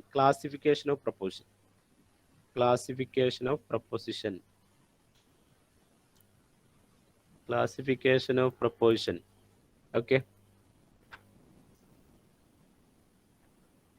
അതായത് ഇത്രയേ ഉള്ളൂ. ഒരു സ്റ്റേറ്റ്മെന്റ് തുടങ്ങുന്നത് പ്രൊപ്പോസിഷൻ ആണെങ്കിൽ ഇത് 4 വേർഡ് സ്റ്റാർട്ടിങ്ങിൽ വെച്ചിട്ടായിരിക്കും. ഒന്നാമത്തെ എന്തായിരിക്കും അറിയാം? ഒന്നിലേക്ക് ഇത് ആൾ വെച്ചിട്ടായിരിക്കും. ഇനി പറയുന്നതൊക്കെ ഇമ്പോർട്ടൻ്റ് ആണ്, നിങ്ങൾ പോകരുത്, ശ്രദ്ധിച്ചോ. ഉടനെ ഡൗട്ട് ചോദിച്ചിട്ടുണ്ടെങ്കിൽ ആൾ വെച്ചിട്ട് തുടങ്ങാം, അല്ലെങ്കിൽ നോ വെച്ചിട്ട് തുടങ്ങാം, അല്ലെങ്കിൽ സം വെച്ചിട്ട് തുടങ്ങാം, അല്ലെങ്കിൽ സം ഇങ്ങനെ പറഞ്ഞിട്ട് സം നോട്ട്. ഞാൻ എല്ലാം എക്സാമ്പിൾ പറയാം. സം നോട്ട് വെച്ചിട്ട് തുടങ്ങാം. സം നോട്ട് ഒറ്റ രീതിയിലല്ല. അതായത് നോക്കൂ, ഓൾ നിങ്ങളൊരു ഹെഡിങ്ങിന് സ്പേസ് വിട്ടിട്ട് എഴുതിയാൽ മതിട്ടോ. കൂടെ എഴുതിക്കോ. ഓൾ, നേരത്തെ പറഞ്ഞത് തന്നെ, ഓൾ ഡോഗ്സ് ആർ കാറ്റ്സ്. അത് ശരിയാണോ തെറ്റോ? നമ്മൾ എല്ലാ ഡോഗ് ഇങ്ങനെ ക്യാറ്റ് ആവും വെച്ചിട്ട് അവിടെ ആലോചിക്കണം. ഞാൻ പറയാം, അത് എന്നോട് ചോദിക്കണം ഞാൻ എന്താ അവിടെ പറയാനുള്ളത് എന്നുള്ളത്. വാലിഡിറ്റിയും ട്രൂത്തും പറയാനുണ്ട്. ഞാൻ വിട്ടതാണ് നേരത്തെ. All dogs are Katz. ഇവിടെ നോക്കൂ, നമുക്ക് ഈ 4 സ്റ്റേറ്റ്മെന്റ് നമുക്ക് എന്ത് ചെയ്യാം, 2 കാറ്റഗറി ആക്കാം. ഒന്ന് യൂണിവേഴ്സൽ സ്റ്റേറ്റ്മെന്റ്, അല്ലെങ്കിൽ particular statement. Okay, universal statement ആണ് എന്ത്, ഓൾ എന്ന് വെച്ച് തുടങ്ങുന്ന സ്റ്റേറ്റ്മെന്റുകളൊക്കെ യൂണിവേഴ്സൽ. അപ്പോൾ തന്നെ അതിന് ഹെഡിങ് കൊടുക്കുക യൂണിവേഴ്സൽ എന്ന് പറയുമ്പോൾ അത് പോസിറ്റീവ് ആണോ നെഗറ്റീവ് ആണോ? ഈ സ്റ്റേറ്റ്മെന്റ് പോസിറ്റീവ് അല്ലേ? അതുകൊണ്ട് യൂണിവേഴ്സൽ അഫർമേറ്റീവ് സ്റ്റേറ്റ്മെന്റ് എന്ന് ഇതിൽ പറയാം. നിങ്ങൾ ഹെഡിങ് എഴുതുക. യൂണിവേഴ്സൽ അഫർമേറ്റീവ് സ്റ്റേറ്റ്മെന്റ് എങ്ങനെ ആയിരിക്കും ഉണ്ടാവുക? UGC ചോദിച്ചതാണ് കേട്ടോ, ചോദിച്ചു, ഈ ലാസ്റ്റും ചോദിച്ചു. യൂണിവേഴ്സൽ അഫർമേറ്റീവ് സ്റ്റേറ്റ്മെന്റ് പറഞ്ഞാൽ it will start with all. ഓളിന് പകരം ചിലപ്പോൾ എവരി എന്നുണ്ടാവും. എവരി ഡോഗ്സ് ആർ കാറ്റ് എന്നുണ്ടാവും. എവരി പറഞ്ഞാൽ ആൾ തന്നെയല്ലേ, അത് നിങ്ങൾ മനസ്സിലാക്കണേ. ഓക്കെ, രണ്ടാമത്തത് നോ വെച്ചിട്ടായിരിക്കും സ്റ്റേറ്റ്മെന്റ് ഉണ്ടായിരിക്കുക. ഒരു എക്സാമ്പിൾ എഴുതിക്കോ. ഞാൻ എഴുതുമ്പോൾ സമയം ഒരേ പോകുന്നുണ്ട്. ആൾ ഡോഗ്സ് ആർ കാറ്റിന് പകരം അടുത്ത ഹെഡിങ് എഴുതിക്കോ. അടുത്ത ഹെഡിങ് ഏതാ? Universal negative. universal negative. Universal negative means no dogs are cat. No dogs are cats. എഴുതിയല്ലോ. അപ്പൊ രണ്ട് ടൈപ്പ് സ്റ്റേറ്റ്മെന്റ്. അപ്പൊ യൂണിവേഴ്സൽ രണ്ട് സ്റ്റേറ്റ്മെന്റാ. ഒന്നിരിക്കും all അല്ലെങ്കിൽ no. ഇനി രണ്ടാമത്തെ സ്റ്റേറ്റ്മെന്റ് എന്താ പറയുന്ന അറിയോ? ഇനി പെർട്ടിക്കുലർ സ്റ്റേറ്റ്മെന്റ്, സമ്മും സം നോട്ടും എന്നാണ് പെർട്ടിക്കുലർ സ്റ്റേറ്റ്മെന്റ്. അതായത് പെർട്ടിക്കുലർ സ്റ്റേറ്റ്മെന്റ്, പർട്ടിക്കുലർ പോസിറ്റീവും പർട്ടിക്കുലർ നെഗറ്റീവ്. പർട്ടിക്കുലർ പോസിറ്റീവ് നമ്മൾ എന്ത് പറയുന്നു? Particular affirmative. എക്സാമ്പിൾ എഴുതിക്കോ. സം ഡോഗ്സ് ആർ, സം വെച്ചിട്ട് ഡോഗ്സ് ആർ നേരത്തെ പറഞ്ഞ എക്സാമ്പിൾ തന്നെയാണ് എഴുതിക്കോ. Some dogs are cats. അപ്പൊ പർട്ടിക്കുലർ നെഗറ്റീവ് എന്തായിരിക്കും? പർട്ടിക്കുലർ നെഗറ്റീവ് എന്തായിരിക്കും? നെഗറ്റീവ് പറഞ്ഞോ, ആരൊരാൾ പറയും. Some dogs are not. Some dogs are not cats. Not Some cats. dogs are not cat. എന്തിനാ അതൊക്കെ പറയുന്നത് ഞാൻ പറഞ്ഞുതരാം. Some dogs are not cats. ഇത്രയും ക്ലിയർ ആയെങ്കിൽ പറയാം. സാർ ഒരു ഡൗട്ടാണ്, ഈ പർട്ടിക്കുലറിന് മാത്രമാണോ ഈ സം ഉപയോഗിക്കാറുള്ളത്? അതെ, അതെ. യൂണിവേഴ്സലും യൂണിവേഴ്സലി സം ഉപയോഗിക്കില്ല. യൂണിവേഴ്സലി എല്ലാം വരുന്നതാണ് അർത്ഥം. ഓക്കെ, ഒന്നുകിൽ Particularly- ഓൾ ആയിരിക്കും അല്ലെങ്കിൽ നോ ആയിരിക്കും അല്ലേ? അതെ അതെ അതെ. ആളായിരിക്കും. ആളിന് പറഞ്ഞ അതിന്റെ സിനോണിം വേർഡ്സ് ഉണ്ടാവും. എന്ത്? എവരിബഡി, എവരി വൺ, എവരി എന്നൊക്കെ ഉണ്ടാവും. നോക്ക് ഇതേപോലെ ഉണ്ടാവും. None of them eat banana എന്നൊക്കെ പറഞ്ഞാൽ എന്താ? അത് നോ എന്ന് തന്നെയാണ് അർത്ഥം. Okay okay Mridula. പിന്നെ കഴിയുമെങ്കിൽ അതിന്റെ സിനോണിംസ് ഒന്ന് രണ്ട് മൂന്നെണ്ണം സിനോണിം ഞാൻ പറയുന്നുണ്ട്. ഓക്കെ. സമ്മിന് എന്തായിരിക്കും ഉണ്ടാവുക? സമ്മിന് സിനോണിം ആളുടെയും നോന് ഞാൻ പറഞ്ഞു. പിന്നെ സമ്മിന് എന്തായിരിക്കാം? Some most of the students in this class belongs to എന്താണ്? കണ്ണൂർ ഡിസ്ട്രിക്ട് അല്ലെങ്കിൽ കാസർഗോഡ് ഡിസ്ട്രിക്ട് എന്ന് പറയുമ്പോൾ മോസ്റ്റ് ഓഫ് ദി എന്ന് പറഞ്ഞാൽ എന്താണ്? സം എന്നാണ് അർത്ഥം. ഇനി ഒരു പേരും പറയുന്നില്ല. ഈ ലാസ്റ്റ് ചോദിച്ചൊരു ക്വസ്റ്റ്യൻ അതായിരുന്നു. യു ആർ സ്റ്റേറ്റ്മെന്റ് എനിക്ക് ഓർമ്മയില്ല. ഞാൻ ഇന്നിപ്പോൾ അതിന്റെ അനാലിസിസ് വെച്ചിരുന്നു. ഓക്കെ, അത് ഞാൻ മോസ്റ്റ് ഓഫ് ദി എന്ന് പറഞ്ഞാൽ ശരിക്കും എന്താ? സമ്മാണ്. അതേപോലെ ഒരാളെ പേര് വെച്ചിട്ട് ഇപ്പോൾ നേരത്തെ നമ്മൾ പറയാം all men are mortal. Socrates is എന്ന് പറയുമ്പോൾ എന്താ? സോക്രട്ടീസ് എന്നത് സമ്മിലാണ് വരിക, യൂണിവേഴ്സൽ എന്ന രീതിയിലല്ല വരിക. ഓക്കെ, അത്രയും ക്വസ്റ്റ്യൻ നമുക്ക് ഡീൽ ചെയ്യണം. നമുക്ക് ഇന്നതിന്റെ ബേസ് പറഞ്ഞിട്ട് അതിലേക്ക് പോകാൻ പറ്റുള്ളൂ എന്നുള്ളതുകൊണ്ടാണ് ഞാൻ അത് നിർത്തിയത്. നമുക്ക് നാളെ ഈ അതിന്റെ ഒരു ക്ലാസ് ഉണ്ട്, നിങ്ങൾ വേണമെങ്കിൽ അതിൽ ജോയിൻ ചെയ്യാം. ഞാൻ ലാസ്റ്റ് പറയാം എവിടെയെന്നുള്ളത്. ഓക്കെ, സോ ഡൗട്ടുകൾ ക്ലിയർ ആയി എന്നാണ് തോന്നുന്നത്. ഉണ്ടെങ്കിൽ ചോദിച്ചാലേ ടൈപ്പ് ചെയ്തോ. ടൈപ്പ് ഞാൻ എപ്പോഴും കാണില്ല, പറയുന്നത് സിസ്റ്റത്തിലേക്ക് നോക്കുമ്പോഴേ കാണില്ല. എൻ്റെ സിസ്റ്റത്തിൽ നിങ്ങളെ ഇത് കമന്റ്സ് വരുന്നില്ല, അപ്പുറത്താണ് വരുന്നത്. അതുകൊണ്ട് ഇടയ്ക്ക് അതിലേക്ക് നോക്കുള്ളൂ കേട്ടോ. ഓക്കെ, ഇനി ഏറ്റവും പ്രധാനപ്പെട്ട ഒരു കാര്യത്തേക്ക് പോട്ടെ. Yes, sir. Yes, sir. Okay, so ഞാൻ വീണ്ടും പറയുന്നു, നമുക്ക് 4 ടൈപ്പ് സ്റ്റേറ്റ്മെന്റ് ആണ്. All, no, some not. Some not. നിങ്ങളൊരു ഹെഡിങ് എഴുതിക്കോ. Classical square of opposition. നിങ്ങൾ കണ്ടിട്ടുണ്ടോ ക്വസ്റ്റ്യൻ എങ്ങനെ? സം മെൻ ആർ മോർട്ടൽ, അതിന്റെ കോൺട്രാഡിക്ടറി ഏതാണ്? നോ മെൻ ആർ മോർട്ടൽ, അതിന്റെ കോൺട്രറി ഏതാണ്? ഏത് തമ്മിലാണ് സബ് കോൺട്രറി? ഏത് തമ്മിലാണ് സബാൾട്ടേൺ? ഇങ്ങനെ ക്വസ്റ്റ്യൻ കണ്ടിട്ടോ നിങ്ങൾ? സോക്രട്ടീസ് അദ്ദേഹത്തിന്റെ എന്താണ് ഈ സോക്രട്ടീസ് ആണ് ശരിക്ക്, ഈ സോക്രട്ടീസ് അല്ല, അരിസ്റ്റോട്ടിലാണ് ശരിക്കും ഈ എന്താണ് ക്ലാസിക്കൽ സ്ക്വയർ ഓഫ് ഒപ്പോസിഷൻ, അതേപോലെ ലോജിക്കൽ റീസണിംഗ്, ഡിഡക്റ്റീവ് റീസണിംഗ് പോലെയുള്ള കുറെ കാര്യങ്ങളുടെ കോൺട്രിബ്യൂട്ട് ചെയ്ത ആൾ കേട്ടോ. ഞാൻ അത്തരം ബേസിക് കാര്യങ്ങൾ ഇതിൽ പറഞ്ഞിട്ടില്ലേ. നമുക്ക് പ്യൂർലി എക്സാം മാത്രം ഫോക്കസ് ചെയ്തിട്ട് ഞാൻ പറയും, ഇതിന്റെ സൈഡിലൂടെ ഒന്നും പോകുന്നില്ല എന്നുള്ളതുകൊണ്ട്. എനിവേ, നമുക്ക് കുറെ സമയം ഇതിന് പോയോ? ഇല്ലല്ലോ, സമയം 8 മണി. കുഴപ്പമില്ല, നമുക്ക് ബാക്കി പറയാം അല്ലേ. എന്നിട്ട് നമുക്ക് ബാക്കിയുള്ള തിയറി അവിടെ നിൽക്കട്ടെ. ഐ തിങ്ക് അല്ലേ, എങ്ങനെയല്ലേ വേണ്ട? എന്താ ഇത് കുറച്ചുകൂടെ പറയട്ടെ അല്ലേ? എന്താണ് നിങ്ങളാരും പറഞ്ഞൊന്നും കേൾക്കില്ല. ഹലോ, ആ, ആയിക്കോട്ടെ സർ. ഓക്കെ. സോ യെസ്, ഈ ലോജിക്കല് പഠിച്ചു കഴിഞ്ഞാൽ ഭയങ്കര, എനിക്ക് ഏറ്റവും കൂടുതൽ ക്ലാസ് എടുക്കാൻ ഇഷ്ടമുള്ളത് ഈ ടോപ്പിക്കാണ്. കാരണം എന്താ അറിയോ, ഇത് മനസ്സിലായി കഴിഞ്ഞാൽ ഭയങ്കര രസമാണ്. മനസ്സിലായെങ്കിൽ ഒന്നും മനസ്സിലായല്ലോ, ഒറ്റ കാര്യം മനസ്സിലായി. നേരത്തെ ഇപ്പൊ ഞാൻ നിങ്ങളെ കൂട്ടത്തിൽ 2 ടൈപ്പ് കുട്ടികളുണ്ട്. ഒന്നിൽ ഞാൻ ഈ പറയുന്ന കാര്യങ്ങൾ അറിയുന്ന ആളുകളുണ്ടായിരിക്കും. അവർക്ക് ഞാൻ എന്താണ് ആൾ മെൻ ആർ മോർട്ടൽ, അതിന്റെ കോൺട്രറി ഏതാ ചോദിച്ചാൽ ഉടനെ അവർ ഉത്തരം പറയും. ഇത് കോൺട്രാഡിക്ടറി ഒക്കെ കേട്ട് കോൺട്രാ ചെയ്തിരിക്കുന്ന കുറെ ആൾക്കാരുണ്ടായിരിക്കും. അവർക്ക് എന്താണ് ഇത് ആദ്യം കേട്ട്, ഇനി വൺസ് നിങ്ങളത് കേട്ടോ പിന്നെ നിങ്ങൾക്ക് അത് പേടിക്കേണ്ട ആവശ്യമില്ല. നേരെ മറിച്ച് നമ്മൾ പീപ്പിൾ എൻവയോൺമെന്റോ ഹയർ എഡ്യൂക്കേഷനോ എന്ത് പറഞ്ഞാൽ അതിന്റെ അപ്പുറത്തേക്ക് വേറെ ക്വസ്റ്റ്യൻ അവിടെ വരാൻ സാധ്യതയുണ്ട്. ഇതിന് അങ്ങനെ ഒരു ലിമിറ്റ് ഉണ്ട്. അത് നമുക്ക് ഇവിടെ മാക്സിമം മാർക്ക് സ്കോർ ചെയ്യാൻ പറ്റുന്നതാണ് ഞാൻ അതുകൊണ്ട് ഇവിടെ പറയുന്നത്. എനിവേ നിങ്ങൾ ഹെഡിങ് കൊടുക്കുക ക്ലാസിക്കൽ സ്ക്വയർ ഓഫ് ഒപ്പോസിഷൻ. അരിസ്റ്റോട്ടില് നമ്മൾ നേരത്തെ പറഞ്ഞ ഒരു പ്രൊപ്പോസിഷന്റെ 4 ടൈപ്പ്. ഒരു സ്ക്വയർ വരച്ചു. ഇങ്ങനെ ഇത് സ്ക്വയർ അല്ല ഞാൻ വരയ്ക്കുന്നത് കുറച്ച് റെക്ടാങ്കിൾ ഒക്കെ ആവും, കാരണം ഈ സ്ക്രീനിൽ ക്ലിയർ ആയിട്ട് എഴുതാൻ വേണ്ടി റെക്ടാങ്കിൾ ആക്കുക കേട്ടോ, മുൻകൂർ ജാമ്യം എടുത്തു. ഓക്കെ, സോ അരിസ്റ്റോട്ടിൽ സ്ക്വയർ ആണ് ശരിക്കും വരക്കേണ്ടത്. അരിസ്റ്റോട്ടിൽ എന്ത് ചെയ്തു പറയോ 4 ടൈപ്പ്, 4 അതായത് universal affirmative, universal negative, particular നെഗറ്റീവും പർട്ടിക്കുലർ പോസിറ്റീവും. ഈ 4 സ്റ്റേറ്റ്മെന്റുകളെയും ഇതേ ഒരു സ്ക്വയർ വെച്ചിട്ട് ആ സ്ക്വയറിന് 4 കോർണറിൽ വെച്ചു. നിങ്ങൾ സിമ്പിൾ ആയിട്ട് മനസ്സിലാക്കി നോക്കൂ. ഈ കോർണറിൽ എവിടെ നമുക്ക് ഏത് 4 ടൈപ്പ് സ്റ്റേറ്റ്മെന്റ് ഉള്ളത്? ആളുള്ളത് അല്ലേ? ആളും നോയും സമ്മും സമ്മിനോട്ടും. അപ്പൊ നമ്മൾ എന്ത് ചെയ്യാം? ആദ്യം തുടങ്ങുന്ന ആളല്ലേ, അത് ഇവിടെ ഫസ്റ്റ് ഇതിൽ വെക്കാം. ഓൾ. ഈ കോൺ എന്ന് പറയുന്നത് എന്താണ്? ആൾ വെച്ചുള്ള സ്റ്റേറ്റ്മെന്റ് ആട്ടോ. മനസ്സിലാവുന്ന അപ്പ ചോദിക്കണേ, ഇടക്ക് ഇടപെട്ടോ, നോ പ്രോബ്ലം, പക്ഷെ നിങ്ങൾ ചോദിക്കണം. ഓക്കെ, അടുത്തത് നോ. അദ്ദേഹം എന്ത് ചെയ്തോ ഇവിടെ വെച്ചു, നോ. ഓക്കെ, ഇനി എന്റെ കൂടെ വരച്ചോ. ഇവിടെ എന്ത് ചെയ്തു അറിയോ? സമ്മ് വെച്ചു. ഈ ആളിന് നേരെ താഴെ സമ്മ് വെച്ചു. സമ്മ് എന്ന് പറഞ്ഞാൽ എന്തായിരുന്നു? യൂണിവേഴ്സൽ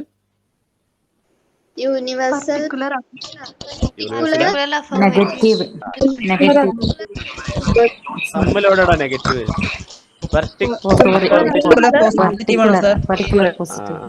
ഉറങ്ങ ഇത് 8 മണിയായിട്ടുള്ള 1 മണിക്കൂർ ഉറങ്ങുക. നമ്മളെ ക്ലാസ്സിൽ ഇനി നമ്മൾ അസൈൻ പ്രൊഫസറായിട്ട് എത്ര ആള് നമ്മളെ മുന്നിലേക്കുള്ളതാ? Some not. Okay, some not എന്ന് പറയുമ്പോൾ പർട്ടിക്കുലർ നെഗറ്റീവ്. 4 സ്റ്റേറ്റ്മെന്റ് കിട്ടിയല്ലോ. ഇനി ഞാൻ ചെയ്യുന്നത് ശ്രദ്ധിച്ചോ. അറിയുന്നവർ തൽക്കാലം ജസ്റ്റ് എന്തെങ്കിലുമൊക്കെ ആഡ് ചെയ്യണമെങ്കിൽ നിങ്ങൾ പിന്നീട് ആഡ് ചെയ്തോ. ബാക്കിയുള്ള ആൾക്ക് വേണ്ടി പറയണം. നോക്കൂ, 4 ടൈപ്പ് റിലേഷൻ ആണ് ഈ ക്ലാസിക്കൽ സ്ക്വയർ ഓഫ് ഒപ്പോസിഷനിൽ വരുന്നത്. 1 contrary, 2 sub contrary, 3 subaltern, 4 contradictory. ഇത്രയേ ഉള്ളൂ. ഞാൻ ഒരു മിനിറ്റ് ഇതിന് ഒന്ന് വൃത്തിയാക്കട്ടെ. നിങ്ങൾ ഇതൊക്കെ ഒന്ന്. ഓക്കെ സർ, ഒരു ഡൗട്ട് ചോദിച്ചോട്ടെ? ചോദിച്ചോളൂ സർ. ഈ ഓൾ നോ അതുപോലെ സം നോട്ട് ഇതില് ഓളും നോ അല്ല, എന്റെ പ്രശ്നം അറിയില്ല. അല്ല സർ, ഇപ്പൊ ക്ലിയർ ആണോ? പറയൂ സർ. ഈ ഓളും നോയുമാണോ യൂണിവേഴ്സൽ ആയിട്ട് കണക്കാക്കാതെ യൂണിവേഴ്സൽ അഫർമേറ്റീവ് ഓളും യൂണിവേഴ്സൽ നെഗറ്റീവ് നോയും അങ്ങനെയാണ് വരുന്നത്? അതെ, നമ്മൾ നേരത്തെ പറഞ്ഞില്ലേ. സർ ഓക്കെ ഓക്കെ, അത് നോട്ട് ചെയ്തില്ലായിരുന്നോ? Universal affirmative all, universal negative no, particular affirmative some വെച്ച് തുടങ്ങുന്ന statement some not, particular negative. Okay okay sir. Okay, so see here ഞാൻ നിങ്ങളോട് പറയണ all S are Bs, all students belongs to you. നിങ്ങളെ കുറിച്ച് പറയുന്നത് all students are NET aspirants എന്ന് ഞാൻ പറയാണ്. എന്നിട്ട് ഞാൻ തന്നെ അപ്പൊ തന്നെ പറയാൻ എന്താ അറിയോ? തൊട്ട് താഴെ no students are NET aspirants പറയും. ഇത് രണ്ടും ഒരുമിച്ച് ശരിയാവോ? ഇല്ലല്ലോ. If this is true, first statement all വെച്ച് തുടങ്ങുന്ന ഞാൻ പറയുന്ന സ്റ്റേറ്റ്മെന്റ് ട്രൂ ആണെങ്കിൽ the second must be false. ശരിയല്ലേ? ഇനി ഞാൻ നിങ്ങളോട് പറയാം no students belongs to Malappuram district. ഞാൻ മലപ്പുറം ഡിസ്ട്രിക്റ്റിൽ. അപ്പൊ ഞാൻ പറയാം നിങ്ങളെ കുറിച്ച് no students belongs to Malappuram district എന്ന് പറയുന്നത് ശരിയാണെങ്കിൽ this must be false. All സ്റ്റുഡൻസിൽ ഫാൾസ് ആയിരിക്കും. ഇഫ് വൺ ഈസ് ട്രൂ, ശ്രദ്ധിക്കണേ, ഞാൻ പറഞ്ഞു ശ്രദ്ധിക്കണേ. If one is true the other must be false. ഈ റിലേഷനെ പറയുന്ന പേരാണ് കോൺട്രറി. ചോദിച്ചോ കോൺട്രറി എന്താ? കോൺട്രറി എന്ന് പറഞ്ഞാൽ ആളും നോയുള്ള റിലേഷനെ പറയുന്ന പേരാണ് കോൺട്രറി. ഓക്കെ, എഴുതിക്കോട്ടോ. കോൺട്രറി മേലെ എഴുതി വെക്കുക. കോൺട്രറി. ഓക്കെ, കോൺട്രറി മനസ്സിലായല്ലോ? യെസ്. നെക്സ്റ്റ്, ഇനി സബ് കോൺട്രറി എന്ന് പറയുന്ന ഒരു ടേം ഉണ്ട്. സബ് കോൺട്രറി എന്ന് പറഞ്ഞാൽ ശ്രദ്ധിച്ചോ, അത് ഈ പർട്ടിക്കുലർ സ്റ്റേറ്റ്മെന്റുകൾ തമ്മിലുള്ള റിലേഷൻ ആണ് സബ് കോൺട്രറി റിലേഷൻ പറയാം. അതായത് some S are Bs. Sub contrary ഇവിടെ എഴുതട്ടോ, എന്നിട്ട് പറയാം. അല്ലെങ്കിൽ സബ് കോൺട്രറി നിങ്ങൾ ഇവിടെ ഫുൾ എഴുതിക്കോ. ഞാൻ സബ് കോൺ എന്ന് എഴുതണുള്ളൂ. ഓക്കെ, എഴുതാൻ നിങ്ങളൊരു ബുദ്ധിമുട്ടുള്ളതുകൊണ്ട്. സബ് കോൺട്രറി എന്ന് പറഞ്ഞാൽ എന്താണ്? സമ്മും സം നോട്ടുള്ള റിലേഷൻ ആണ് സബ് കോൺട്രറി. ഇത് കഴിഞ്ഞാൽ ക്വസ്റ്റ്യൻ അപ്പൊ പറയേണ്ടി വരുവേ. സമ്മും സബ് നോട്ടും ആണ് സബ് കോൺട്രറി റിലേഷൻ. ആളും നോയും, അതായത് 2 യൂണിവേഴ്സൽ സ്റ്റേറ്റ്മെന്റുകൾ, അതായത് യൂണിവേഴ്സൽ അഫർമേറ്റീവും യൂണിവേഴ്സൽ നെഗറ്റീവും തമ്മിലുള്ള റിലേഷൻ ആണ് എന്ത്? Contrary. That means if one is true the other must be false. ഇനി സബ് കോൺട്രറി എന്ന് പറഞ്ഞാൽ എന്താണ്? പർട്ടിക്കുലർ അഫർമേറ്റീവും പർട്ടിക്കുലർ നെഗറ്റീവും തമ്മിലുള്ള റിലേഷനെ പറഞ്ഞ പേരാണ് സബ് കോൺട്രറി റിലേഷൻ. ഇത്രയും കാര്യങ്ങൾ ക്ലിയർ ആണെങ്കിൽ അടുത്തേക്ക് പോകും. ഇതിപ്പോ മനസ്സിലാക്കാനുള്ളൂ. പിന്നെ നമുക്ക് പരീക്ഷയ്ക്ക് ഒന്നും എടുത്ത് നോക്കണ്ട. ഇത് ഇവിടുന്ന് മനസ്സിലാക്കി പോകണം. Okay, next. Okay, thank you. ഇനി രണ്ട് റിലേഷൻ. ഇനി എന്താ ഉള്ളത്? കോൺട്രറി ആയി, സബ് കോൺട്രറി ആയി. ഓക്കെ, ഇനി ഒന്നാമത്തിന് നേരത്തെ ഒരു ഉദാഹരണം പറഞ്ഞില്ലേ, എല്ലാ വിദ്യാർത്ഥികളും അങ്ങനെ ഒരു ഉദാഹരണത്തിലൂടെ ഇതൊന്ന് പറയാൻ പറ്റുമോ? ഈ സബ് കോൺട്രറി ലാസ്റ്റ് പറയാം. ഓക്കെ, ഇത് ഇത്രേ ഉള്ളൂ. Some N are animal, some N are not animal. കഴിഞ്ഞ്.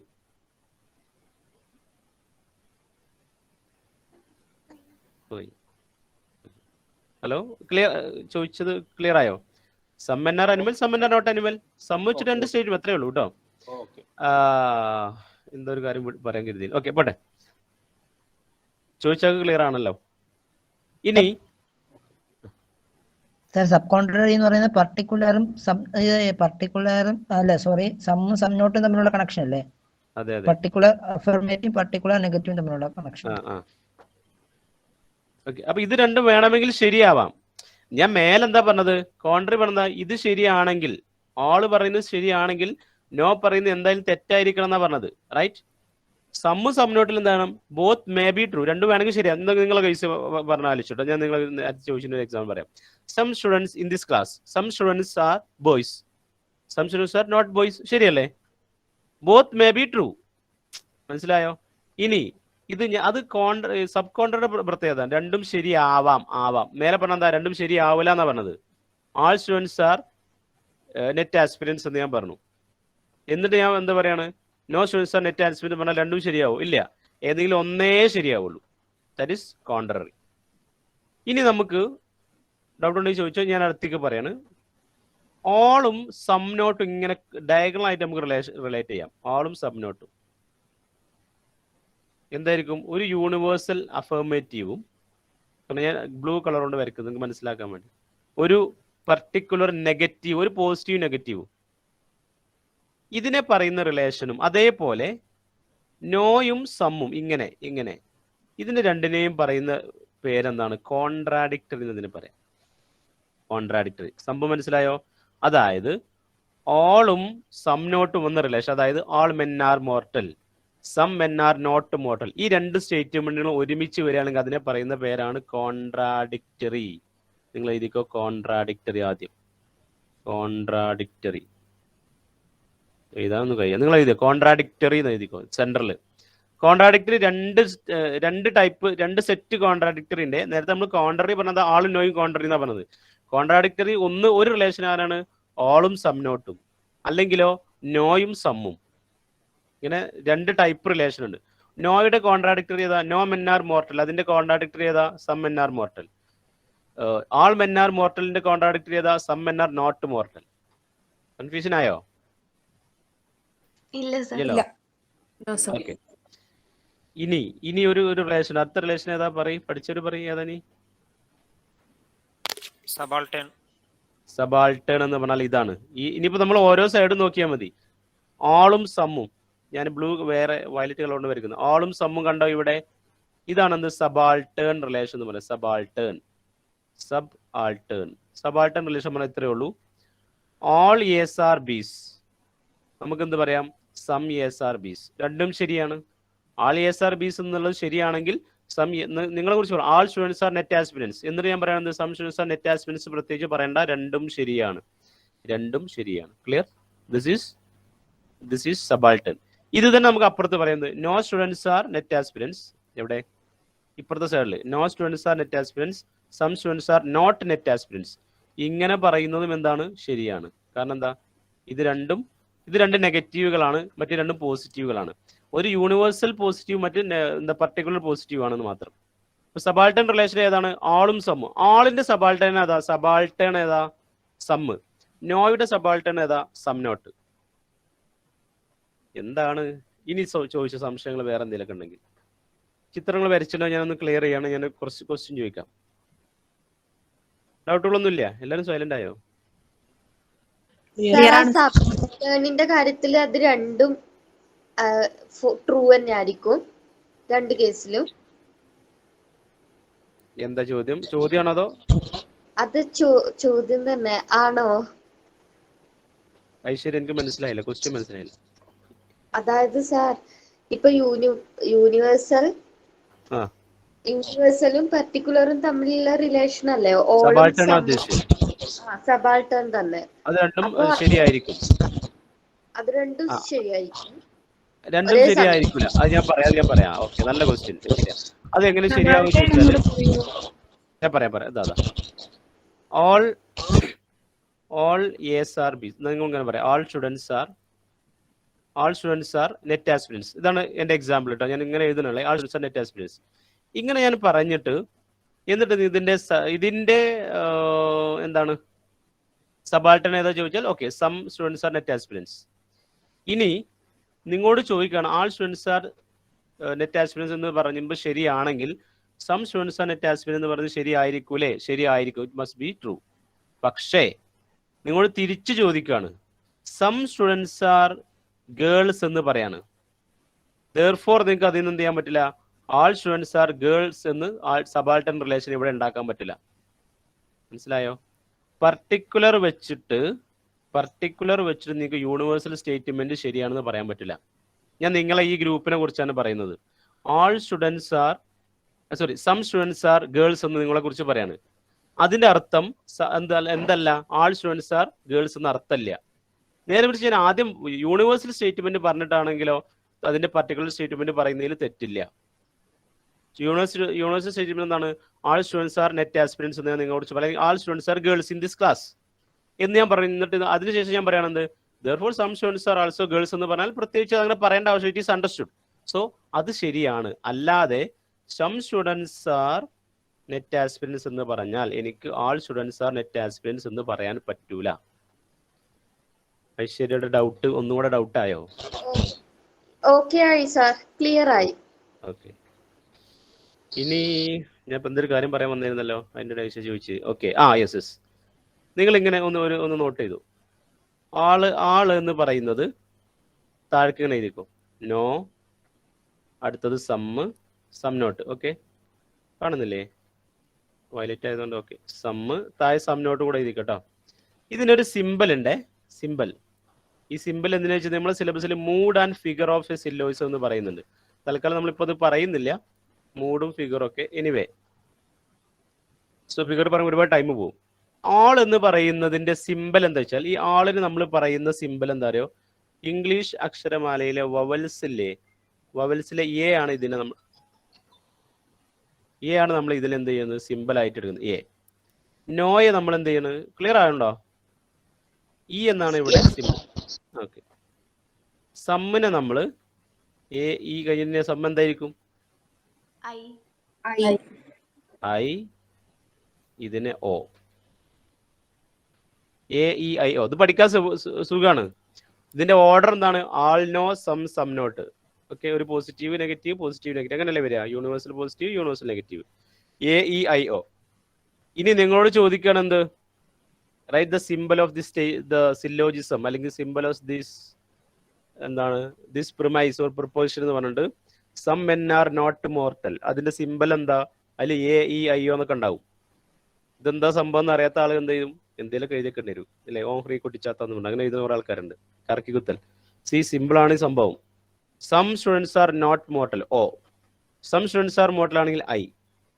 സംഗതി പഠിഞ്ഞ? ഓക്കെ, അടുത്ത ക്വസ്റ്റ്യൻ മൂഡ് ഞാൻ ഇതിന് കൂടുതൽ പറയാം. യെസ്, അപ്പൊ നമ്മൾ നേരത്തെ കോൺട്രറി പറഞ്ഞല്ലോ.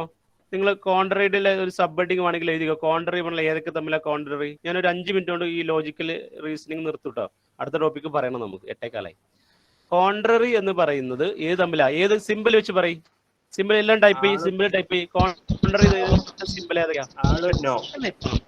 ഐശ്വര്യ എന്താ പറഞ്ഞേ?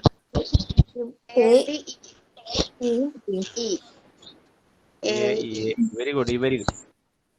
ഡി ഒക്കെ വരുന്നുണ്ട് അതിന്റെ ഇടയിൽ. ഡി സിമ്പിൾ ഞാൻ തന്നില്ല കേട്ടോ. ആരാണ് ഡിന്റെ ആള്? ഞാൻ പേരൊക്കെ വിളിക്കോട്ടോ. ഇത് തെറ്റ് നമുക്ക് ഇതില് കണ്ടാല് പറയാത്ത സിമ്പിളും തരരുത്. Okay, very good. എല്ലാവരും എ ചെയ്യാൻ തന്നത്.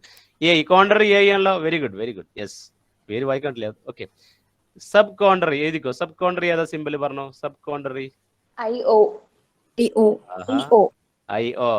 Very good. Then contradictory symbol പറയും. കോൺട്രാഡിക്ടറി ആണ് കേട്ടോ, ശ്രദ്ധിക്കാതെ തെറ്റിച്ച് പറയരുത്. AO and EI. ഇതിൽ രണ്ടെണ്ണം എടുത്താൽ മതി അല്ലേ? ഇതിലെ ഫസ്റ്റ് പോസിറ്റീവ് എ ഒ.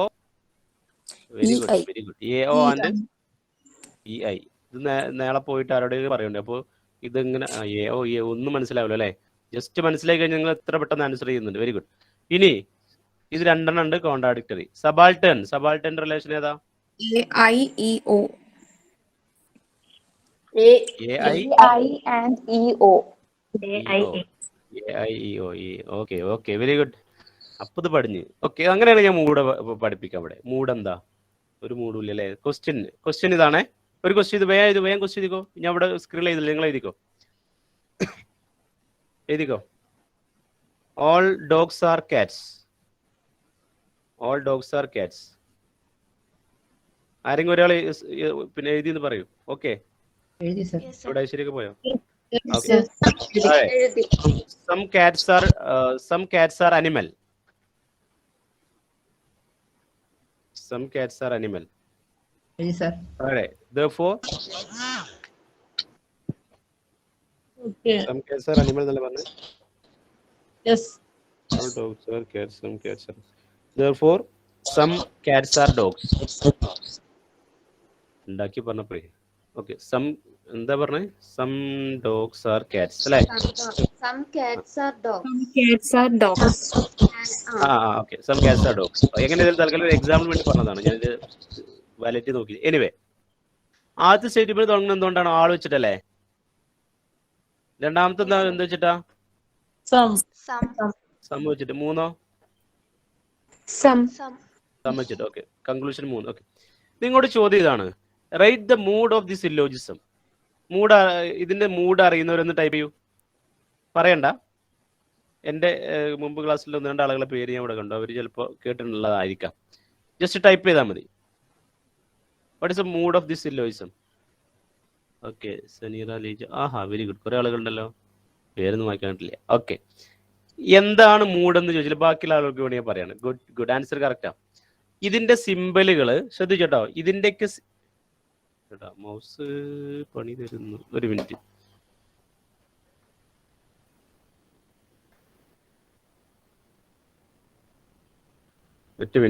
എൻ്റെ മൗസ് ഒന്നേ നെറ്റ് കഴിഞ്ഞാൽ ശ്രദ്ധിച്ചില്ല. ഇതിന്റെ സിമ്പിൾസ് എന്ത് ചെയ്യുക? എടുക്കുക, പൊറുക്കുക, എഴുതുക. എത്രയേ ഉള്ളൂ ഇതിൽ ചെയ്യാനുള്ളൂ. ഓക്കെ, നമുക്ക് നോക്കാം. 1 മിനിറ്റ്. യെസ്, ഇതിൽ പറയൂ. ഓളിന്റെ സിമ്പിൾ എന്താ? ഒന്നാമത്തെ സ്റ്റേറ്റ്മെന്റ് സിമ്പിൾ. ആ സിമ്പിൾസ് ഓർഡറിൽ എഴുതുക എന്നുള്ളതാണ് എ ടൈപ്പ് സ്റ്റേറ്റ്മെന്റ് അല്ലേ? സിമ്പിൾസ് ഓർഡറിൽ എഴുതുക എന്നുള്ളതാണ് മൂഡ് എഴുതാൻ ചോദിച്ചാൽ. സമ്മിന്റെ സിമ്പിൾ എന്താ? ഐ. അടുത്തും സം തന്നെയാണ്, അതുകൊണ്ട് എന്താണ്? I. So mood of the syllogism is AII എന്നാണ് ഇതിന്റെ മൂഡ്. ഇത് കൊള്ളാലോ? ഓക്കെ, സോ ഇത്രയേ ഉള്ളൂ എഴുതാൻ. മൂഡ് ചോദിക്കുക. ഇനി ഇവിടെ ചിലപ്പോൾ നിങ്ങൾ 3 സ്റ്റേറ്റ്മെന്റ് ഇങ്ങനെയാണ് സങ്കല്പിച്ചോ. All men are animal, all dogs are animal, sorry all dogs എന്തിലാവട്ടെ, all dogs are animal, therefore all men and dogs are animal. ഇങ്ങനെ പറയുമ്പോൾ ഇതിന്റെ മൂഡ് എന്തായിരിക്കും? ഇത്രയേ ഉള്ളൂ. ഓക്കെ, ഇല്ല ഇങ്ങനെ ഉണ്ടാവും. Some men are not animal, some dogs are not animal, therefore some men and dogs are not animal. എല്ലാം സം നോട്ട്. അങ്ങനെയാണെങ്കിൽ എന്തുണ്ടാവും? ഓ എന്നുണ്ടാവും. ഇങ്ങനെ ഓ എന്നൊക്കെ പറഞ്ഞൊരു മൂഡ് ഉണ്ടാവും തോന്നണ്ട. ഇത് തന്നെ മൂഡ്. ഒന്നും നോക്കണ്ട, അതിന്റെ സിമ്പിൾ എടുക്കുക, പൊറുക്കുക, വെക്കുക. അത്രേ ഉള്ളൂ. ഫിഗർ പറയാൻ കുറച്ച് സമയം പിടിക്കും. അത് നമുക്ക് ഇങ്ങനെ പറയാൻ കഴിയില്ല. ഓക്കെ, സോ അപ്പൊ നമ്മൾ സിലബസിലേക്ക് വീണ്ടും പോവുകയാണ്. ഞാനൊരു പ്രധാനപ്പെട്ട കാര്യം പറയാൻ പറ്റും. ഒരു ഹെഡിങ് എഴുതിക്കുക, വാലിഡിറ്റി. ചോദിച്ചു ഒരു സ്റ്റേറ്റ്മെന്റ് എപ്പോഴാണ്? സമയം കുറെ പോകുന്നുണ്ട് കേട്ടോ. തൽക്കാലം നമ്മൾ പറഞ്ഞൊന്നും കുറച്ചു പോട്ടെ അല്ലേ? ഒരു 5 മിനിറ്റ് കൂടെ പോട്ടെ. ഓക്കെ, വാലിഡ് ആർഗ്യുമെന്റ് അങ്ങനെ എഴുതിയാൽ മതി. Valid argument. ഒരു ആർഗ്യുമെന്റ് എപ്പോഴാണ് വാലിഡ് ആവുക? വാലിഡ് എന്ന് പറഞ്ഞാൽ മീനിങ് എഴുതിക്കോ. വാലിഡ് എന്ന് പറഞ്ഞാൽ എന്താണ്? If the conclusion guarantees from the premise. ഒരു ആർഗ്യുമെന്റ് വാലിഡ് ആവുക എപ്പോഴാ വെച്ചാൽ if the conclusion guarantees from the premise. എഴുതിയോ? കൺക്ലൂഷൻ പ്രിമൈസിൽ നിന്ന് ഗ്യാരണ്ടി ആണെങ്കിൽ എന്ന് പറഞ്ഞാൽ മുകളിൽ പറഞ്ഞ സ്റ്റേറ്റ്മെന്റുമായി ബന്ധപ്പെട്ട കൺക്ലൂഷൻ ആണോ പറയുന്നത്, അത് വാലിഡ് ആണ്. അല്ലെങ്കിലോ ഇൻവാലിഡ് ആണ്. വേറെന്താ? ഫോർ എക്സാമ്പിൾ എന്താ? നേരത്തെ നമ്മൾ പറഞ്ഞില്ലേ, all men are mortal, Socrates is a man, therefore lion is mortal എന്ന് ഞാൻ പറയുകയാണെങ്കിൽ, all men are mortal, Socrates is a man, therefore lion is mortal. Conclusion lion ആണ്. ലയനെ കുറിച്ച് മേലെ എവിടെയെങ്കിലും പറഞ്ഞിട്ടുണ്ടോ? ഇല്ല. അതുകൊണ്ട് അതെന്തല്ല, വാലിഡ് അല്ല, ഇൻവാലിഡ് ആണ്. ക്ലിയർ? സാർ ആ സ്റ്റേറ്റ്മെന്റ് ഒന്ന് കൂടെ പറയാമോ? All men are mortal. വേദികോ all men are mortal, എഴുതി. Socrates is a man, therefore lion is mortal.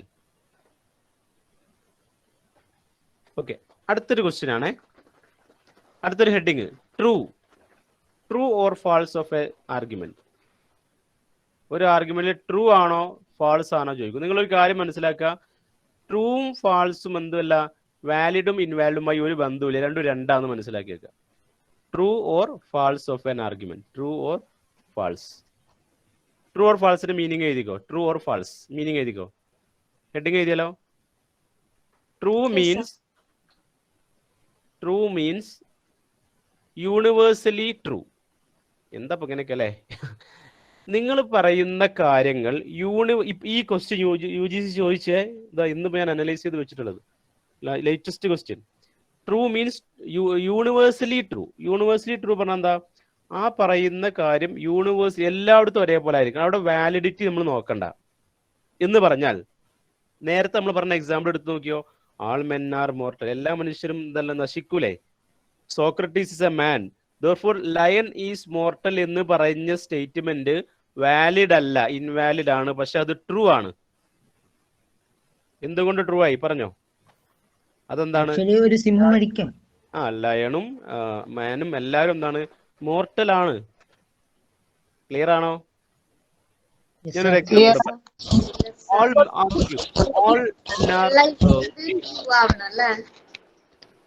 എന്താണ് ശരിയാ? റിയൽ ലൈഫില് അതെ റിയൽ ലൈഫ് ശരിയാണോ എന്ന് നോക്കാം.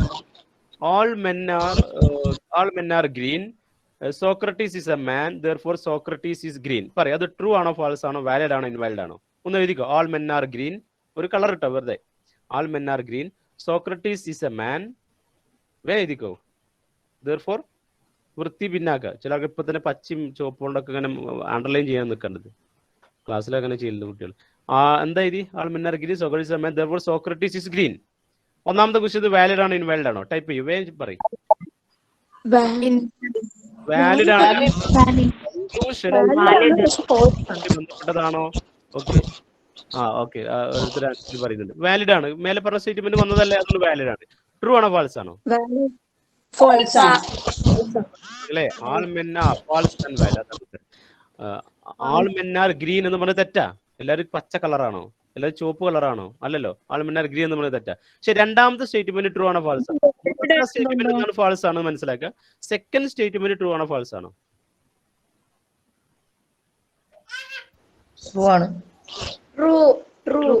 സ്റ്റേറ്റ്മെന്റ് ട്രൂ ആണ് അല്ലേ? അതിലെ കൺക്ലൂഷൻ ഫാൾസ് ആണ്, ഫസ്റ്റ് സ്റ്റേറ്റ്മെന്റും ഫാൾസ് ആണ്. മനസ്സിലായോ? അപ്പൊ ഒരു കാര്യം മനസ്സിലായിക്കോ. അതിന്ന് UGC 2018 ചോദിച്ച ക്വസ്റ്റ്യൻ ഇതാണ്. ഒരു സ്റ്റേറ്റ്മെന്റില് കൺക്ലൂഷനും അല്ലെങ്കിൽ ഒന്നോ രണ്ടോ സ്റ്റേറ്റ്മെന്റ് ഫാൾസ് ആണെങ്കിലും അത് വാലിഡ് ആവോ ഇല്ലേ എന്നാണ് ചോദ്യം. ഉത്തരം ഞാൻ തന്നെ പറയാം. ഒരു സ്റ്റേറ്റ്മെന്റില് വാലിഡും ട്രൂവും ബന്ധമില്ല എന്ന് ഞാൻ ആദ്യം പറഞ്ഞു. സ്റ്റേറ്റ്മെന്റിൽ വാലിഡ് ആവണമെങ്കിൽ ആ രണ്ട് മുകളിൽ പറയുന്ന സ്റ്റേറ്റ്മെന്റിനെ ഫോളോഡ് ബൈ കൺക്ലൂഷൻ അതൊന്ന് ഗ്യാരണ്ടി ചെയ്താൽ മാത്രമേ ഉള്ളൂ. ഇനി സ്റ്റേറ്റ്മെന്റ് ട്രൂ ആണോ ഫാൾസ് ആണോ എന്നൊന്നും നമ്മൾ നോക്കണം. ട്രൂ ആയാലും ഫാൾസ് ആയാലും വാലിഡും ഇൻവാലിഡും ഒക്കെ ആവാം. ഇപ്പോൾ വാലിഡ് സ്റ്റേറ്റ്മെന്റിൽ ട്രൂ സ്റ്റേറ്റ്മെന്റുകൾ ഉണ്ടാവാം, ഫാൾസ് സ്റ്റേറ്റ്മെന്റുകൾ ഉണ്ടാവാം. ഇനി ട്രൂ ഫാൾസ് മിക്സ്ഡ് ഉണ്ടാവും. ഇപ്പൊ പറഞ്ഞതിൽ എന്താണ്? ട്രൂ ഉണ്ട്, ഒരു ട്രൂ സ്റ്റേറ്റ്മെന്റ് നടുക്കുള്ളത്, ബാക്കി മേലുള്ള താഴെ എന്താണ്? ഫാൾസ് സ്റ്റേറ്റ്മെന്റ് ആണ്. കൊടുത്തം കിട്ടിയുടെ ആകെ കൺഫ്യൂഷൻ ആയോ? ഹലോ, റിസർച്ച് ചെയ്യണ്ടേ? വെറുതെ വാങ്ങണ്ടേ? സാർ ഒരു കാര്യം ചോദിക്കട്ടെ, ഈ വാലിഡ് ഒന്നും കൂടെ പറയോ? വാലിഡ് മീൻ എന്താണ്? If the conclusion guarantees from the premise. നമുക്ക് പറഞ്ഞ സ്റ്റേറ്റ്മെന്റുകളിൽ ആ രണ്ടോ മൂന്നോ സ്റ്റേറ്റ്മെന്റ് അതിൽ നിന്നുമാണോ കൺക്ലൂഷൻ പറഞ്ഞത് എങ്കിൽ അത് വാലിഡ് ആണ്, അല്ലെങ്കിൽ അത് ഇൻവാലിഡ് ആണ്. നേരത്തെ നമ്മൾ പറഞ്ഞു all men are mortal, Socrates is a man, therefore lion is mortal. therefore lion is mortal എന്ന് പറഞ്ഞ കൺക്ലൂഷൻ മുകളിൽ എവിടെയും പറഞ്ഞിട്ടില്ല. അതല്ല വാലിഡ് അല്ല, പക്ഷെ അത് ട്രൂ ആണ്. വാലിഡ് ആണെങ്കിൽ മൂന്നെണ്ണത്തിലും ഒരു ഒരു ലോജിക്കൽ ഓർഡർ ഉണ്ടായിരിക്കും ആർഗ്യുമെന്റിൽ. മനസ്സിലായോ? ഞാൻ പറയുന്ന കൺക്ലൂഷൻ എന്തിന്റെ അടിസ്ഥാനത്തിലാണ് പറയുന്നത്? വാലിഡ് ആയിരിക്കണമെങ്കിൽ അതിന് എനിക്ക് സപ്പോർട്ടിംഗ് സ്റ്റേറ്റ്മെന്റ് മുകളിൽ ഉണ്ടായിരിക്കണം. നേരത്തെ ചോദിച്ച ആൾ എന്താണ് ശ്രദ്ധ എന്താണ് ഫുൾ പേര് എനിക്ക് കിട്ടുന്നില്ല. അതെ സാർ. ക്ലിയർ ആയോ? ചോദിച്ചു ക്ലിയർ ആയോ? അത് ക്ലിയർ ആയി സർ. ഒരു ക്വസ്റ്റ്യൻ ചോദിച്ചോട്ടെ. നിങ്ങൾ ചോദിച്ചാൽ മതി. ക്വസ്റ്റ്യൻ ചോദിക്കണ്ട. അതിനെ ഞാൻ ഇരിക്കണല്ലേ ക്വസ്റ്റ്യൻ ചോദിക്കാൻ. അറിയോ? If two propositions are connected, in such a way that they cannot both be false and they may be true, appo avരുടെ relationship endana? They cannot both be false although they may be true, then their relation is called. May not be true no. Complete question last statement അത് ഇതാണ്. നമ്മൾ നേരത്തെ classical square of position പറഞ്ഞില്ലേ, അതിലെ sub contrary ആണ്. അല്ല, ഇങ്ങനെ question വന്നേക്കുന്നത് കണ്ടുപിടിക്കുക. They can be false but may not be true. അങ്ങനെയൊക്കെ ഇങ്ങനെയുള്ള ക്വസ്റ്റ്യൻസ് വായിക്കുമ്പോൾ ഒരു കൺഫ്യൂഷൻ. അത് നിങ്ങൾ ചെയ്യേണ്ട എന്താ അറിയോ? നിങ്ങൾ ബുക്ക് എടുത്തിട്ട് ഇതിലെ സബ് കോൺട്രിയുടെ ഡെഫിനിഷൻ നോക്കിയാൽ മതി. അതാ ഞാൻ നേരത്തെ പറഞ്ഞത്. If one is true other must be false. Both may be true. Both may be true. അതാണ് question. Subcontrary both may be true. രണ്ടും ശരിയാവാം എന്ന് പറഞ്ഞു. ഓക്കെ. സോ എവിടെ എത്തി? വാലിഡ് ഇൻവാലിഡ് അല്ലേ ഒക്കെ കഴിഞ്ഞ്. True false. ഞാൻ എന്തൊരു സാധനം പറയാന്ന് പറഞ്ഞിട്ടാണ് ഇതിലേക്ക് പോയത്. എന്തായിരുന്നു? മതിയായോ? ലോജിക്ക് മതിയായോ? ലാസ്റ്റ് ബാക്കി പറയാം. ഫിഗർ നമുക്ക് പറഞ്ഞപ്പോ തീരൂല. വാലിഡിറ്റി പറഞ്ഞു. വാലിഡിറ്റി രണ്ടും പറഞ്ഞു നമ്മള്. വാലിഡിറ്റിയും ട്രൂത്തും പറഞ്ഞു. ഓക്കെ. അത് യൂണിവേഴ്സലി ട്രൂ ആണെങ്കിൽ അത് ഞാനൊരു എക്സാമ്പിൾ കൂടെ പറയാം. നിങ്ങൾ കേട്ടോ. All Africans are black. Samuel is an African, therefore Samuel is black. അത് ട്രൂ. അത് വാലിഡ് ആണോ ഇൻവാലിഡ് ആണോ? എല്ലാ ആഫ്രിക്കക്കാരും ബ്ലാക്ക് ആണ്. Samuel is an African, therefore Samuel is black. Valid ആണല്ലോ. വാലിഡ് ആണോ എന്ന് ചോദിച്ചാൽ അതിന്റെ പറഞ്ഞ സ്റ്റേറ്റ്മെന്റുകളിൽ നിന്നുള്ള കൺക്ലൂഷൻ ആണോ എന്നാണ് ചോദിച്ചത്. ആണല്ലോ. അത് നിങ്ങൾ വേറെ ചിന്തിക്കുകയും വേണ്ട. അത് വാലിഡ് ആണ്. വാലിഡ് അല്ലേ? ഒബ്ജക്ഷൻ ഉണ്ടെങ്കിൽ ചോദിച്ചോ. ഓക്കെ. ഓക്കെ, വാലിഡ് ആണ്. അത് ട്രൂ ആണോ ഫാൾസ് ആണോ? ഫാൾസ് ആണോ? എല്ലാ ആഫ്രിക്കക്കാരും ബ്ലാക്ക് അല്ലേ? അത് യൂണിവേഴ്സിറ്റി എല്ലാ ആഫ്രിക്കൻസും ബ്ലാക്ക് ആണെന്ന് പറയാൻ പറ്റില്ല. റൈറ്റ്? അത് നമ്മളെ അറിവിനനുസരിച്ചിരിക്കും അല്ലേ? ഓക്കെ. അപ്പൊ അത് ഫാൾസ് ആണ്. Universally it is not true. Okay. Anyway, അപ്പൊ നമുക്കിനി ഇതില് ക്ലാസിക്കൽ സ്ക്വയർ ഓഫ് പൊസിഷൻ പറഞ്ഞു, connotation, denotation, deductive, analogy, argument. ഞാൻ അത് എക്സാമ്പിൾ പറയാൻ പറഞ്ഞു. അയ്യോ, വെൻ ഡയഗ്രാം ഒക്കെ പറയാനുണ്ട്. ഓക്കെ, ഈ ലാസ്റ്റ് സമയം ഞാൻ പറയാം. യെസ്, ഒരു ക്വസ്റ്റ്യൻ നോക്കൂ. നമ്മൾ ഇതിലെ ക്വസ്റ്റ്യനിലേക്ക് പോയത് സിലബസുമ്മലാണ് ഇത്രയും സമയം പോയത് അല്ലേ? കുഴപ്പമില്ല. Saturn and Mars are planets like they borrow light from the sun and moves around the sun as the Earth does. So these planets are inhabited by various orders of creatures. ഇതൊരു statement ആട്ടോ. ഇതിന് conclusion ഉണ്ട്. കണ്ടോ ഇവിടെ conclusion last so എന്ന് പറഞ്ഞ കൺക്ലൂഷനാ. Okay, നിങ്ങൾ പറയൂ.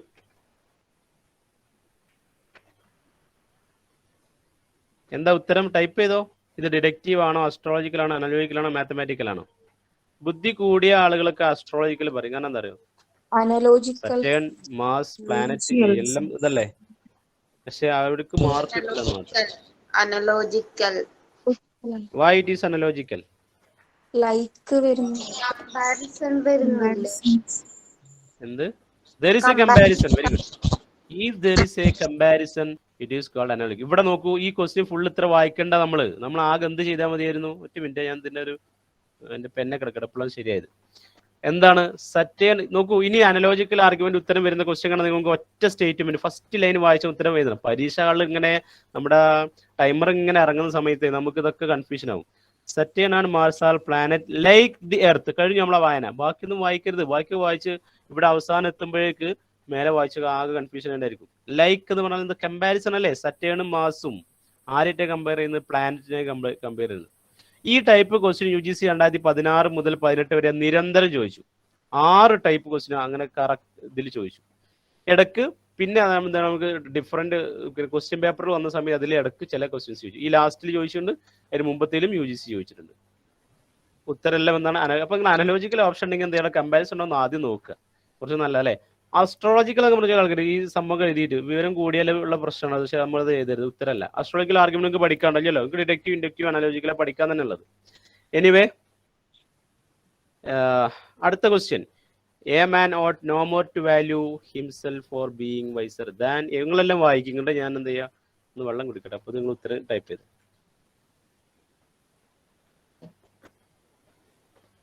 ആർക്കും ഉത്തരല്ലേ, ഫുള്ള് അർത്ഥം വെച്ച് ഇരിക്കല്ലേ. എടാ ഫസ്റ്റ് ലൈന് വായിച്ചെങ്കിൽ ഉത്തരം പറയണം. ഇവിടെ ഓപ്ഷൻ നോക്കൂ.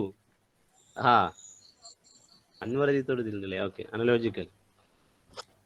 സ്നേഹ അനലോജിക്കൽ തൊട്ടടുത്ത ടേമിൽ ചോദിച്ചതാണ് UGC ഇത്. A man ought no more to value himself for being wiser than a woman. അവിടെ കഴിഞ്ഞു, വായന കഴിഞ്ഞു നമ്മളത്. ബാക്കി ഇത് അർത്ഥം വെച്ചിട്ട് അത് ശരിയാണോ, വുമണിനെ പോലെ തന്നെയാണോ, ചെറിയ ഇതില്ലേ, അങ്ങോട്ടില്ലേ ഇങ്ങോട്ടില്ലേ അങ്ങ് ചോദിക്കലല്ല. കഴിഞ്ഞു. കമ്പാരിസൺ കണ്ടില്ലേ, പിന്നെന്താ അവിടെ കഴിഞ്ഞില്ലേ. കേൾക്കുന്നുണ്ടോ സാർ? കഴിയുന്നുണ്ടെങ്കിലേ ഈ അനലോജിക്കലും അതുപോലെ തന്നെ ഈ ഡിഡക്റ്റീവ് ഹൈപ്പോത്തറ്റിക്കൽ ഇതൊന്നും അറിയത്തില്ല എനിക്ക്. സാർ ഈ ഡിഡക്റ്റീവ് അനലോജിക്കൽ ഈ ആർഗ്യുമെന്റ്സിന്റെ ഇതൊന്നും എന്താണെന്നൊന്ന് പറഞ്ഞു തന്നിരുന്നെങ്കിൽ മനസ്സിലായിരുന്നേനെ. എടാ അതൊക്കെ നമ്മളിപ്പോ തുടക്കത്തിൽ പറഞ്ഞില്ലേ. ഡിഡക്റ്റീവ് എന്ന് പറഞ്ഞാൽ ജനറൽ ടു പർട്ടിക്കുലർ. റിപ്പീറ്റ് ചെയ്യുമ്പോൾ നമുക്ക് ഇത്രയും ആളുകൾ അവർക്ക് ബുദ്ധിമുട്ടാവും, അതാണ് ഒരു പ്രശ്നം. ജസ്റ്റ് എന്ന് പറയാം. ഡിഡക്റ്റീവ് എന്ന് പറഞ്ഞാൽ ഞാൻ സമയത്ത് മനസ്സിലായി ചോദിച്ചിരുന്നു. ഡിഡക്റ്റീവ് മീൻസ് ഇത്രയേ ഉള്ളൂ, ജസ്റ്റ് ജോയിന്റ് ആണല്ലേ, അങ്ങനെ നിങ്ങൾ ക്ലിയർ ചെയ്യണം. പിന്നീട് ഡിഡക്റ്റീവ് പറഞ്ഞാൽ ജനറൽ ടു പർട്ടിക്കുലർ ആണ്. ഇൻഡക്റ്റീവ് എന്ന് പറഞ്ഞാൽ പർട്ടിക്കുലർ ടു ജനറൽ ആണ്. അനലോജിക്കൽ എന്ന് പറഞ്ഞാൽ നമ്മൾ എന്താണ്, കമ്പാരിസൺ ഉണ്ടാവും, അതാണ് അനലോജിക്കൽ. Okay, yes. നിങ്ങളിപ്പോൾ ജോയിൻ ചെയ്തിട്ടുണ്ടെങ്കിൽ നിങ്ങൾ ഡൗട്ട് നോട്ട് ചെയ്തിട്ട് പിന്നീട് ക്ലിയർ ചെയ്യാൻ നല്ലത്. കാരണം ഇത്രയും ആളുകൾ അതെല്ലാം കഴിഞ്ഞു പോകുന്നു, അപ്പോൾ അവർക്ക് അത്രയും ടൈം നഷ്ടമാവും അവർക്ക്. അങ്ങനെ ഒരു പ്രശ്നമാണ്. Okay, yes. പറഞ്ഞതുമായി ബന്ധപ്പെട്ട കാര്യങ്ങളായി കുറച്ചൊന്ന് ചോദിക്കാൻ നന്നാവാം. നമ്മൾ ബാക്കിയുള്ള പരിഗണിക്കണമല്ലോ കേട്ടോ. നിങ്ങൾ പേഴ്സണലായിട്ട് പിന്നീട് ചോദിച്ചോളൂ. മീനിങ് ഒന്ന് പറയൂ സാറേ. ഏതാ കഴിഞ്ഞ ക്വസ്റ്റ്യന്റെ മീനിങ്? ഇതിന്റെ മീനിങ്ങോ? ഇതിന്റെ മീനിങ് പറയണത് മെന്നും വുമണും ഈക്വൽ ആണെന്ന അർത്ഥം, ഒറ്റ വാക്കില്. നമ്പർ ലാസ്റ്റ് ഷെയർ ചെയ്യാം. ഇതിന്റെ മീനിങ്ങിനൊക്കെ നമ്മൾ പോകേണ്ടത്. എന്തിനാ മീനിങ് പോണത്? ഇത് നിങ്ങൾ പിന്നെ അർത്ഥം വെച്ചു, ഡിക്ഷനൊക്കെ വെച്ചിട്ട്. ഇതിന്റെ അർത്ഥം വെക്കാൻ ഞാനില്ല. നോക്കൂ, A man ought no more to value himself for being wiser than a woman. Comparison കഴിഞ്ഞു. ഇവിടെ ഇത്രേ ഉള്ളൂ ഇതിന്റെ അർത്ഥം. നിങ്ങളെ ഫുള്ള് വായിച്ചിത്രേ ഉള്ളൂ. അതായത് മെന്ന് വുമൺ ഈക്വൽ ആണ് ഇൻ ആൾ മാറ്റേഴ്സ്. എല്ലാവർക്കും ഈക്വൽ ആയിട്ടുള്ള കാര്യങ്ങൾ അത്രയേ പറയുന്നുള്ളൂ. ഓക്കെ, സോ ഓക്കെ, അടുത്ത question. When in a group of proportion, one proportion is claimed to follow from the others, the argument of proportion is called as. എന്താണ്? Valid argument. Proportion is claimed to follow from the others. Group of proportion, one proportion is claimed to follow from others. This is called argument. Valid എന്ന് പറയുമ്പോൾ എന്തായിരിക്കും, കൺക്ലൂഷനും കൂടെ അതിന് support ചെയ്യുന്നതാണെങ്കിൽ അത് എന്താണ്, valid കേട്ടോ. Argument ഇതിന് പറയാം. ഇതുകൊണ്ട് കൺഫ്യൂഷൻ ആവണ്ട. വാലിഡ് എന്താണ്, if the conclusion is guaranteed എന്നാണെങ്കിൽ നമുക്ക് എന്താണ്, ലോജിക്കൽ ഓർഡർ ഉണ്ടെങ്കിൽ. ഗ്രൂപ്പ് ഓഫ് പ്രൊപ്പോഷനിൽ ഒരു പ്രൊപ്പോഷൻ അത് അടുത്തതിന് എന്താണ്, claimed to follow from others എന്ന് പറയുമ്പോൾ മേലെ പറഞ്ഞ all men are mortal, proposition number 1. Socrates is a man, മേലെ പറഞ്ഞ മാൻ ഇവിടെ ഉണ്ട്. Therefore ഇങ്ങനെ. അപ്പോൾ ഇതാണ് ആർഗ്യുമെന്റ് പറയുന്നത്. ഒന്ന് നേരത്തെ ഈ ഒരു ആർഗ്യുമെന്റ് കണ്ടോ, a man ought no more to value himself for being wiser than a woman if. ഇനി ഇവിടെ പറഞ്ഞ if ലയണോ അല്ലെങ്കിൽ ഡോഗ് എന്നല്ല പറയുന്നത്, അല്ലെങ്കിൽ കാറ്റ് എന്നല്ല പറയുന്നത്. if he, ഈ പറഞ്ഞ നേരത്തെ പറഞ്ഞ മാൻ, രണ്ടാമത്തെ സ്റ്റേറ്റ്മെന്റ് അത്, if he owes his advantage to better education then he ought to boast his courage. അപ്പൊ ഇതൊക്കെ മാനിനെ കുറിച്ചാണ് പറയുന്നത്. for beating a man when his hands were tied. ഇങ്ങനെ പറഞ്ഞതെല്ലാം എന്താണ്, ഈ മെൻ ആൻഡ് വുമൺ കമ്പാരിസൺ ആണ് പറയുന്നത്. അപ്പോൾ ഒന്ന് മറ്റൊരു റിലേറ്റഡ് ആണ്, ഒന്ന് മറ്റേ ഇങ്ങനെ റിലേറ്റഡ് ആയി പറയുന്ന ആർഗ്യുമെന്റ് എന്നാണ് പറയാം. Okay, yes. വെൻ ഡയഗ്രാം ഒന്ന് ഷോർട്ട് ആയിട്ട് പറയാം കേട്ടോ. വെൻ ഡയഗ്രാം പറഞ്ഞാൽ എന്താണ് ഇതിലെ മീനിങ്? ഞാൻ ഇതിന്റെ ഒരു എക്സാമ്പിൾ ലാസ്റ്റ് കാണിക്കാം, അത് കുറച്ച് നന്നാവുക, അത് കുറച്ച് നിങ്ങൾക്ക് മനസ്സിലാകുന്നുണ്ട്. Inductive reasoning is grounded on. എപ്പോഴാണ് ഒരു ഇൻഡക്റ്റീവ് റീസണിങ് കറക്റ്റ് ആവുക? ആൻസർ ഗ്രൗണ്ടഡ് മീൻസ് സപ്പോർട്ടീവ് ആവുക എന്നുള്ളതാണ് ചോദ്യം. ഇൻഡക്റ്റീവ് റീസണിങ് നമ്മൾ എന്താ ചെയ്യുക? ഒരുപാട് തെളിവുകൾ ഇങ്ങനെ നോക്കിയിട്ട് അവസാനം പറയും ഇയാളാണ് പ്രതി അല്ലേ, അല്ല ഇങ്ങനെയാണ് ഇതെല്ലാം സംഭവിക്കുന്നത്. ബേർഡിന്റെ എക്സാമ്പിൾ പറഞ്ഞില്ലേ, എല്ലാ ബേർഡും ഓക്കെ. ഉത്തരം എല്ലാം എന്താണ്? ഒരു കോമൺ ആവണം അല്ലേ? യൂണിഫോമിറ്റി ഓഫ് നേച്ചർ ആണ് ഉത്തരം. Uniformity of nature, D. Yes, good. ഞാൻ അടുത്തേക്ക് പോവാണ്, ഡാറ്റ ഇന്റർപ്രിട്ടേഷൻ. ഓക്കെ, ഞാൻ അതിന്റെ ഇടയിൽ ലോജിക്കൽ ലാസ്റ്റ് സമയത്തിനനുസരിച്ച് പറയാം. ഇനി പറയാം, ഒരുപാട് വലിയ ഏരിയ അല്ലേ, അപ്പൊ നിങ്ങളൊരു ഐഡിയ തരിക എന്നുള്ളത് മാത്രമാണ് ഉദ്ദേശിച്ചത്. ഡാറ്റ ഇന്റർപ്രിട്ടേഷൻ നിങ്ങൾക്ക് ഉണ്ടാവുക UGC 2010 മുതൽ ചോദിച്ച ക്വസ്റ്റ്യൻ പേപ്പർ നോക്കിയാൽ നിങ്ങൾക്ക് മനസ്സിലാവും. ടേബിൾ ആണ് തന്നത്. ടേബിൾ കുറെ ടേബിളുകൾ വെച്ചിട്ടാണ് ചോദിച്ചത്. 1-2 തവണ മാത്രമാണ് ഒരിക്കലും ഒരു പൈ ചാർട്ട് തന്നു, വേറൊരു തവണ ഒരു ഫിഗർ തന്നോ സംശയം. പക്ഷെ 98% എന്താണ്? ടേബിൾ ആണ് തന്നത്. ഓക്കെ, സിലബസ് ഇത്രയേ ഉള്ളൂ. സിലബസ് ഇങ്ങനെ ഡാറ്റ അക്വിസിഷൻ, സോഴ്സ്, ക്ലാസിഫിക്കേഷൻ ഒക്കെ പറയും. ഇതൊക്കെ റിസർച്ചിന്റെ അതേ ടേം ആണ്. ഇവിടെ നമുക്ക് ഒരു ക്വസ്റ്റ്യൻ ചെയ്ത് നോക്കാം. ഈ ക്വസ്റ്റ്യൻ കൂടെ ചെയ്യാൻ സമയം ഉണ്ടാവും എനിക്ക് തോന്നുന്നത്. ഓക്കെ, ഞാൻ കുറച്ച് സ്പീഡ് ചെയ്യാൻ ശ്രമിക്കുകയാണ്. ഇത് 2017 UGC ചോദിച്ചത്. ഇത് 3 ക്വസ്റ്റ്യൻ ആണുള്ളത്. ഓക്കെ, ഇതൊരു വെറൈറ്റി ക്വസ്റ്റ്യൻ ആയിരുന്നു. സാധാരണ ടേബിൾ തന്നിട്ട് അതിനെ ഇന്റർപ്രറ്റ് ചെയ്യാൻ പറഞ്ഞതിന് പകരം ഇവിടെ എന്ത് ചെയ്തു അറിയോ? ഈ ടേബിളിൽ കുറച്ച് ബ്ലാങ്ക് തന്നു. കണ്ടോ? ഇതെന്താ വെച്ചാൽ ആവറേജ് സ്റ്റുഡൻസിന്റെ മെയിൽ ഫീമെയിൽ നമ്പർ മിസ്സിംഗ് ആണ്, ഗുഡ് പെർഫോമൻസ് സ്റ്റുഡൻസിന്റെ മിസ്സിംഗ്. അതിൽ ടോട്ടൽ ഗുഡ് സ്റ്റുഡൻസ് എത്ര ഉണ്ട്? 30 ഉണ്ട് മാത്രമേ ഇവർക്ക് അറിയുള്ളൂ. അതേപോലെ എക്സലന്റ് സ്റ്റുഡൻസിൽ എന്താണ്? മെയിൽ 10ഉം ഫീമെയിൽ എത്രയാണ്? 0 ആണോ അല്ലെങ്കിൽ എന്താണെന്ന് അറിയില്ല. ഓക്കെ, ഇവിടെ ടോട്ടൽ എന്താണ്? ഇവിടെയും തന്നിട്ടില്ല. എക്സലന്റ് സ്റ്റുഡൻസിൽ മെയിൽ 10 എന്ന് മാത്രമേ അറിയുള്ളൂ. ഇനി ഫീമെയിൽ സ്റ്റുഡൻസ് ടോട്ടൽ 32 ആണ്. ഇതാണ് നമുക്ക് തന്ന ഡാറ്റ. എന്നിട്ട് എന്താണ്? അവിടെ അവർ ചില ക്ലൂസ് നമുക്ക് തന്നെ. ആ ക്ലൂസ് ഞാൻ ഒന്നുകൂടെ ക്ലിയർ ആയിട്ട് കാണിച്ചു തരാം. ഇതിന് ബേസിലെ ക്വസ്റ്റ്യൻ അതാണ്. ക്ലൂസ് ഇതാണ്. എന്താണ്? 3 ക്ലൂ ഉണ്ട്. Half of the students were either good or excellent, 40% of the student were female, 1/3 of the male were average. ഈ 3 ക്വസ്റ്റ്യൻ ആണ് നമുക്ക് ഇവിടെ UGC തന്നിട്ടുള്ളത്. ഓക്കെ, ഇനി ഇത് എങ്ങനെ ചെയ്യാന്ന് ചോദിച്ചാൽ ഞാൻ ഇതൊന്ന് ചെയ്യാണ്, നിങ്ങളെ കൂടെ ചെയ്യിക്കുന്നില്ല. തൽക്കാലം നിങ്ങൾ നോക്കുക, നിങ്ങൾക്ക് വേണ്ട ഡൗട്ടിൽ ഉണ്ടെങ്കിൽ ചോദിക്കാം. കാരണം അല്ലെങ്കിൽ നമുക്ക് മറ്റേ ഏരിയ ഒന്നും ജസ്റ്റ് ഒന്ന് പറഞ്ഞു പോകാൻ ഉള്ള സമയം ഉണ്ടാവില്ല. സോ ഫസ്റ്റ് എന്താണ്? Half of the students were either good or excellent അല്ലേ? ഇത് വെച്ച് നമ്മൾ ഈ ടേബിൾ ഫില്ല് ചെയ്യണം. ടേബിൾ ഫില്ല് ചെയ്തിട്ട് വേണം നമ്മൾ ബാക്കത്തെ ക്വസ്റ്റ്യൻ എന്ത് ചെയ്യാൻ ആൻസർ ചെയ്യാം. അപ്പോൾ ഇതെല്ലാം ക്വസ്റ്റ്യൻ ആൻസർ ചെയ്യാൻ പോകണ്ട, ഈ ടേബിൾ ഫില്ല് ചെയ്ത് നമ്മുടെ കാര്യം കഴിഞ്ഞു. ഇതിന് 3 ക്വസ്റ്റ്യനെ ചോദിച്ചുള്ളൂ കേട്ടോ. ഇത് നമുക്ക് സമയം കുറെ പോകുന്നുള്ളതാണ് പ്രത്യേകത. ഹാഫ് ഓഫ് ദ സ്റ്റുഡൻറ് എന്ന് പറയുന്നത് നമുക്ക് ഇവിടെ ടോട്ടൽ സ്റ്റുഡന്റ് നമുക്ക് ഞാനിപ്പോൾ റൗണ്ട് ചെയ്ത ഭാഗമല്ലേ, ഈ ടോട്ടൽ സ്റ്റുഡൻസിൽ നമുക്ക് ഇവിടെ ഒരു 100 എന്നായിരുന്നെങ്കിൽ നമുക്ക് എന്ത് ചെയ്യാമായിരുന്നു? Half of the students were either good or excellent പറഞ്ഞാൽ എന്താണ്? ഈ ഗുഡും എക്സലന്റും കൂടിയിട്ട് ഹാഫ് എന്നാണ് അർത്ഥം. ഇത് രണ്ടും കൂടെ കൂട്ടി 50 എന്ന് കിട്ടിയിരുന്നു നമുക്ക് അല്ലേ. പക്ഷെ നമുക്കത് 100 അറിയില്ല. ഇതിന്റെ ഹാഫ് എന്ന് കിട്ടിയത് നമുക്ക് എന്ത് ചെയ്യും? ഇവിടെ ഗുഡിന്റെ ടോട്ടൽ എത്ര ഇവിടെ ഉണ്ട്? 30 ഉണ്ട്. അങ്ങനെയാണെങ്കിൽ ഇവിടെ എത്ര വരിക? 20 ആണ് വരിക. ഫോർ എക്സാമ്പിൾ ആണ് ഇത്, കറക്റ്റ് ആൻസർ അല്ല. പക്ഷെ നമുക്കത് എത്രയെന്ന് അറിയില്ല. ഇവിടെ ഇത് 20 ആണെങ്കിൽ മേലെ ഈ എക്സലന്റ് ടോട്ടൽ എത്രയാണ്? 20 വന്നില്ലേ? അപ്പൊ എക്സലന്റ് മെയിൽ എന്ന് പറയുന്നത് 10 ആണെങ്കിൽ ഫീമെയിൽ ബാക്കി എത്ര വരും? 10 വരും. ഓക്കെ, ഇങ്ങനെ ചെയ്ത് പോവാണ് വേണ്ടത്. പക്ഷെ നമുക്ക് ടോട്ടൽ സ്റ്റുഡൻസ് എത്രയെന്ന് അറിയില്ല. അതുകൊണ്ട് നമുക്ക് അത് വിട്ടു. ഫസ്റ്റത്തെ നമുക്ക് ഇതിങ്ങനെ കുറെ ആലോചിച്ചിരിക്കേണ്ട, ഇത് നമുക്ക് തൽക്കാലം ഇപ്പൊ നമ്മൾ ചെയ്യുന്നില്ല. ഇനി രണ്ടാമത്തെ ക്ലൂ വെച്ചിട്ട് നമുക്ക് സ്റ്റാർട്ട് ചെയ്യാൻ പറ്റുമോ നോക്കിക്കോ. 40% of the students were female എന്നാ പറഞ്ഞത്. അപ്പോൾ അവിടെ നമുക്കൊരു ക്ലൂ ഉണ്ട്. കാരണം എന്താ? ഫീമെയിൽ സ്റ്റുഡൻസ് ടോട്ടൽ എത്രയാണ്? 32. മൊത്തം 100%-ൽ ഇത് എത്ര പെർസെൻറ്റേജ് ആണ്? 40% ആണ്. അങ്ങനെയാണെങ്കിൽ എന്താണ്? 60% ആയിരിക്കും മെയിൽ. അത് ഉറപ്പല്ലേ? 40% ഫീമെയിൽ ആണെങ്കിൽ. അപ്പോൾ ഇവിടെ 100% എത്ര നമുക്ക് കിട്ടും? അപ്പോൾ നമുക്ക് ആദ്യം എന്ത് ചെയ്യാം? 60% കാണാം. 60% കാണാൻ എന്താ? 32 എന്ന് പറഞ്ഞാൽ 32 മീൻസ് 40% ആണ്. 32 മീൻസ് 40%. അങ്ങനെയാണെങ്കിൽ 32ക്ക് 20% കൂടിക്കഴിഞ്ഞാൽ നമുക്ക് എന്ത് കിട്ടും? 60% കിട്ടൂലേ? നമുക്ക് എന്ത് ചെയ്യാം? നിങ്ങൾ അതിന് കറക്റ്റ് മാത്തമാറ്റിക്കൽ മെത്തേഡ് ഇത്രയേ ഉള്ളൂ. 32 കാൽക്കുലേറ്റർ ഒന്നും യൂസ് ചെയ്യാൻ പറ്റില്ല കേട്ടോ. 32 ഡിവൈഡഡ് ബൈ എന്താ? 40. അപ്പോൾ 1% കിട്ടൂലേ? 40 ഇൻറ്റു നമ്മൾ 60% കിട്ടണമെങ്കിൽ എന്താ? 60 മൾട്ടിപ്ലൈ ചെയ്താൽ മതി. അല്ലെങ്കിൽ 100% 100 എഴുതിയാൽ 100 കിട്ടും. ഓക്കെ, നമുക്കിവിടെ അല്ലാതെ ലോജിക്കലായി ചെയ്യാലോ. ഇത് 32 40%. ഇതിന്റെ 20% എന്തായിരിക്കും? ഇതിന്റെ പകുതി കൂടെ ആയിരിക്കും. അപ്പോൾ 32 16 നമുക്ക് എത്ര കിട്ടും? 48 കിട്ടും. അത് കിട്ടിയായിരിക്കെങ്കിലും 48 എന്ന് പറയുന്നത് മെയിൽ സ്റ്റുഡൻസിന്റെ ടോട്ടൽ നമ്പറാണ്. അപ്പോൾ ടോട്ടൽ സ്റ്റുഡൻസ് എത്ര ഉണ്ടാവും? Total column 32 + 48 that is equal to 80.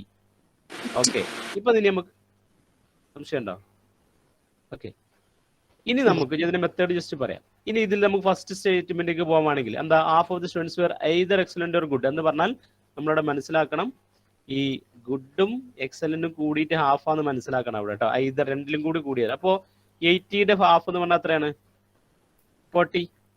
Okay, അങ്ങനെയാണെങ്കിൽ ഇവിടെ ഗുഡ് സ്റ്റുഡൻസ് ഇല്ലേ, ഇത് 30 അങ്ങനെയാണെങ്കിൽ ഇവിടെ എക്സലന്റ് എത്ര വരും? ബാക്കി 10 ഉള്ളൂ അല്ലേ? 10 ഉള്ളൂ. അപ്പോ എക്സലന്റ് ടോട്ടൽ എന്ന് പറഞ്ഞാൽ എത്രയാണ്? 10 കിട്ടി. മെയിൽ സ്റ്റുഡൻസും എക്സലന്റ് 10 ആണ്. അങ്ങനെയെങ്കിൽ ഫീമെയിൽ സ്റ്റുഡൻസ് എത്രയാണ്? 0 ആണ്. ഇത്രയും കാര്യങ്ങൾക്ക് മനസ്സിലായോ? ഞാനിപ്പോ നമ്മൾ കിട്ടിയ ഡാറ്റ ഇവിടെ എഴുതി വെച്ചത്. ഇവിടെ 10, ഇവിടെ 0 കിട്ടി. അത് കിട്ടാൻ കാരണം ഇവിടെ 80 കിട്ടിയതാണ്. ഇവിടെ 80 കിട്ടാൻ കാരണം നമുക്ക് ഇവിടെ 48 കിട്ടിയതാണ്. എങ്ങനെയാണ് 48 കിട്ടിയതെന്ന് പറഞ്ഞാൽ ഇത് 60% ആണ്. ക്വസ്റ്റ്യൻ തന്നിട്ടുണ്ട് 32 എന്ന് പറഞ്ഞാൽ ഗേൾസ്, ഫീമെയിൽ എത്രയാണ്? 40% ആണെന്ന് തന്നു. ഓക്കെ, ഇനി നമുക്ക് സ്റ്റാർട്ടിങ് കിട്ടില്ല. ഇനി എങ്ങനെ പോവാം? ഇനി എന്താണ് അവസാനത്തെ എന്താണ്? 1/3 of the male were average. 1/3 of male പറഞ്ഞാൽ എന്താണ്? ഈ മെയിൽ എത്രയാ? 48 ആണ്. ഓക്കെ, മെയിൽ എന്ന് പറയുന്നത് 48 ആണ്. ഓക്കെ, ഇതിന്റെ 1/3 എന്നതിൽ 3 1/3. അപ്പോൾ നമ്മൾ 48 ഡിവൈഡഡ് ബൈ 3 എന്ന് പറയുമ്പോൾ നമുക്ക് 16 എന്ന് കിട്ടും. ആവറേജ് മെയിൽ സ്റ്റുഡന്റ് എത്രയാണ്? 16 കിട്ടി. ഓക്കെ, കുറെ ആൾക്കാർ ചെയ്തിട്ടുണ്ട്. ഓക്കെ, ഇനി നമുക്ക് ഇവിടെ ഒരു ഗുഡിന്റെ ഇവിടെ മാത്രമേ ബ്ലാങ്ക് ഉള്ളൂ, റൈറ്റ്? അതെന്തായിരിക്കും? എടാ ഇവിടെ ആവറേജ് 16 ഉണ്ട്, എക്സലന്റ് 10 ഉണ്ട്, 48 ഇവിടെ എന്തുണ്ട്? 48 ടോട്ടൽ ഉണ്ട്. അങ്ങനെയാണെങ്കിൽ ഈ 48 ഈ എക്സലന്റും ഗുഡും ആവറേജ് കുറച്ച് ഗുഡ് കിട്ടും. അത് എത്രയാണ്? 22 അല്ലേ? ഓക്കെ, 22 എന്ന് കിട്ടി. അതിന്റെ അർത്ഥം എന്താ? ഗുഡ് മെയിൽ സ്റ്റുഡൻസ് 22 ആണ്. ഓക്കെ, അപ്പൊ നമുക്ക് മെയിൽ ഫുള്ള് കിട്ടി. ഇനി എന്താ ചെയ്യണ്ടേ? അപ്പൊ ഇവിടെ നിങ്ങൾക്ക് ഗുഡ് ഫീമെയിൽ കിട്ടൂലേ? ഗുഡ് ഫീമെയിൽ, ഒരു മിനിറ്റ് നിങ്ങൾക്ക് മനസ്സിലാൻ വേണ്ടി കളർ ഇങ്ങനെ മാറ്റണം കേട്ടോ. അത് എന്താ മാറ്റി കളിക്കാൻ തോന്നുന്നത്. ഗുഡ് ഫീമെയിൽ സ്റ്റുഡൻസ് എത്രയാ? Good total students 30, male student 22. Okay, 8 കുറെ 8 അല്ലേ? 8 കിട്ടി. ഇനി നമുക്ക് ഒരൊറ്റ കോളേ ഉള്ളൂ. ആവറേജിന്റെ ടോട്ടൽ കോളം എത്ര ആയിരിക്കും? എടാ ഇവിടെ ഇത് രണ്ടും കൂടെ ഹാഫ് ആണെങ്കിൽ ബാക്കി ഹാഫ് ആവറേജിൽ വരില്ലേ? 40 വരും. Okay, Lija, yes 40. Anjana, okay, Anjana അല്ലേ? ഓക്കെ, ശരി, 40 കിട്ടി. അപ്പൊ ഇനി ഇതിന്റെ ഫീമെയിൽ എത്ര ആയിരിക്കും? 14 16 കുറച്ച് നോക്കൂ, എത്ര? 24 അല്ലേ വരിക? ഈ ക്വസ്റ്റ്യൻ എന്ത് ചെയ്യാ? നിങ്ങൾ ഒന്നുകൂടെ ഒന്ന് ചെയ്ത് നോക്കുക, നിങ്ങൾക്ക് ക്ലിയർ ആയിട്ട് മനസ്സിലാവും. ഇനി ഇതിലെ ചോദ്യം എന്താണെന്ന് അറിയോ? ഒന്നാമത്തെ ക്വസ്റ്റ്യൻ എന്താണെന്ന് വെച്ചാൽ ടോട്ടൽ എക്സലന്റ് ഫീമെയിൽ സ്റ്റുഡന്റ് എത്ര? 0. ഇങ്ങനെയൊക്കെയാണ് ക്വസ്റ്റ്യൻ. ഉത്തരം മതി നോക്കി എഴുതാൻ പറ്റും. സാർ ഒരു ഡൗട്ട് ചോദിച്ചോട്ടെ. ഈ 48 എന്ന് പറയുന്നത് അത് 60% അല്ല 40% ഫീമെയിൽ ആണെന്ന് പറയുന്നോണ്ട് 60% മെയിൽ ആയിരിക്കും അല്ലേ? 60% മെയിൽ ആണ്. അപ്പൊ നമ്മൾ ഏതിന്റെ 60% നമ്മൾ കാണണ്ടേ? അങ്ങനല്ല, നമുക്ക് എങ്ങനെ 60% കിട്ടിയത്? 40% ഫീമെയിൽ ആണെന്ന് മനസ്സിലായില്ലേ? അത് മനസ്സിലായി. അങ്ങനെയാണെങ്കിൽ ബാക്കി 60% മെയിൽ ആയിരിക്കും. നമ്മൾ ഗസ് ചെയ്തു, റൈറ്റ്? ഗസ് ചെയ്യൽ ഉറപ്പാണ്. ഈ 40% വെച്ചിട്ടാണ് നമ്മൾ 60 കണ്ടത്. 40% ഒരു കുട്ടികളുടെ ടോട്ടൽ 40% എന്ന് പറഞ്ഞാൽ 32 ആണെങ്കിൽ 60% എന്തായിരിക്കും? നമുക്ക് എന്തെങ്കിലും സിമ്പിൾ മാത്തമാറ്റിക്സ് ഇത്രേ ഉള്ളൂ. 32 എന്ന് പറഞ്ഞാൽ 40%, 1% എത്ര ആയിരിക്കും? 32 ഡിവൈഡ് 40. അതുകൊണ്ട് 60 മൾട്ടിപ്ലൈ ചെയ്താൽ പോരെ? ചെയ്യാൻ പറ്റുമല്ലോ?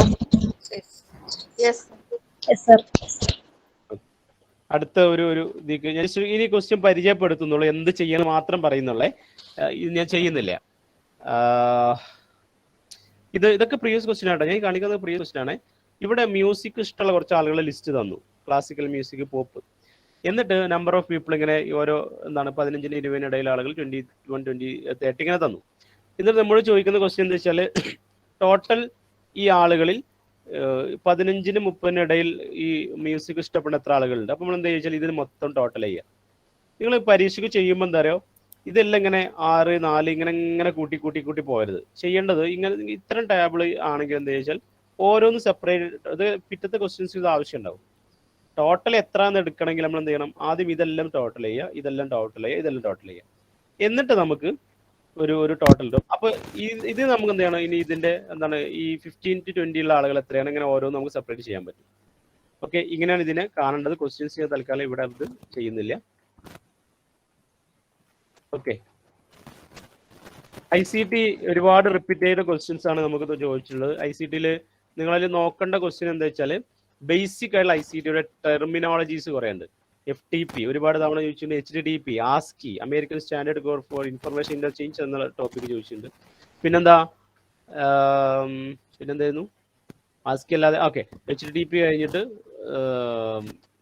SMTP, POP, ഇങ്ങനെ കുറെ ടേംസ് ഇതിലുണ്ട്. അതേപോലെ എന്താണ് ലാംഗ്വേജുകൾ, ഹൈ ലെവൽ ലാംഗ്വേജ്. ഇപ്പോൾ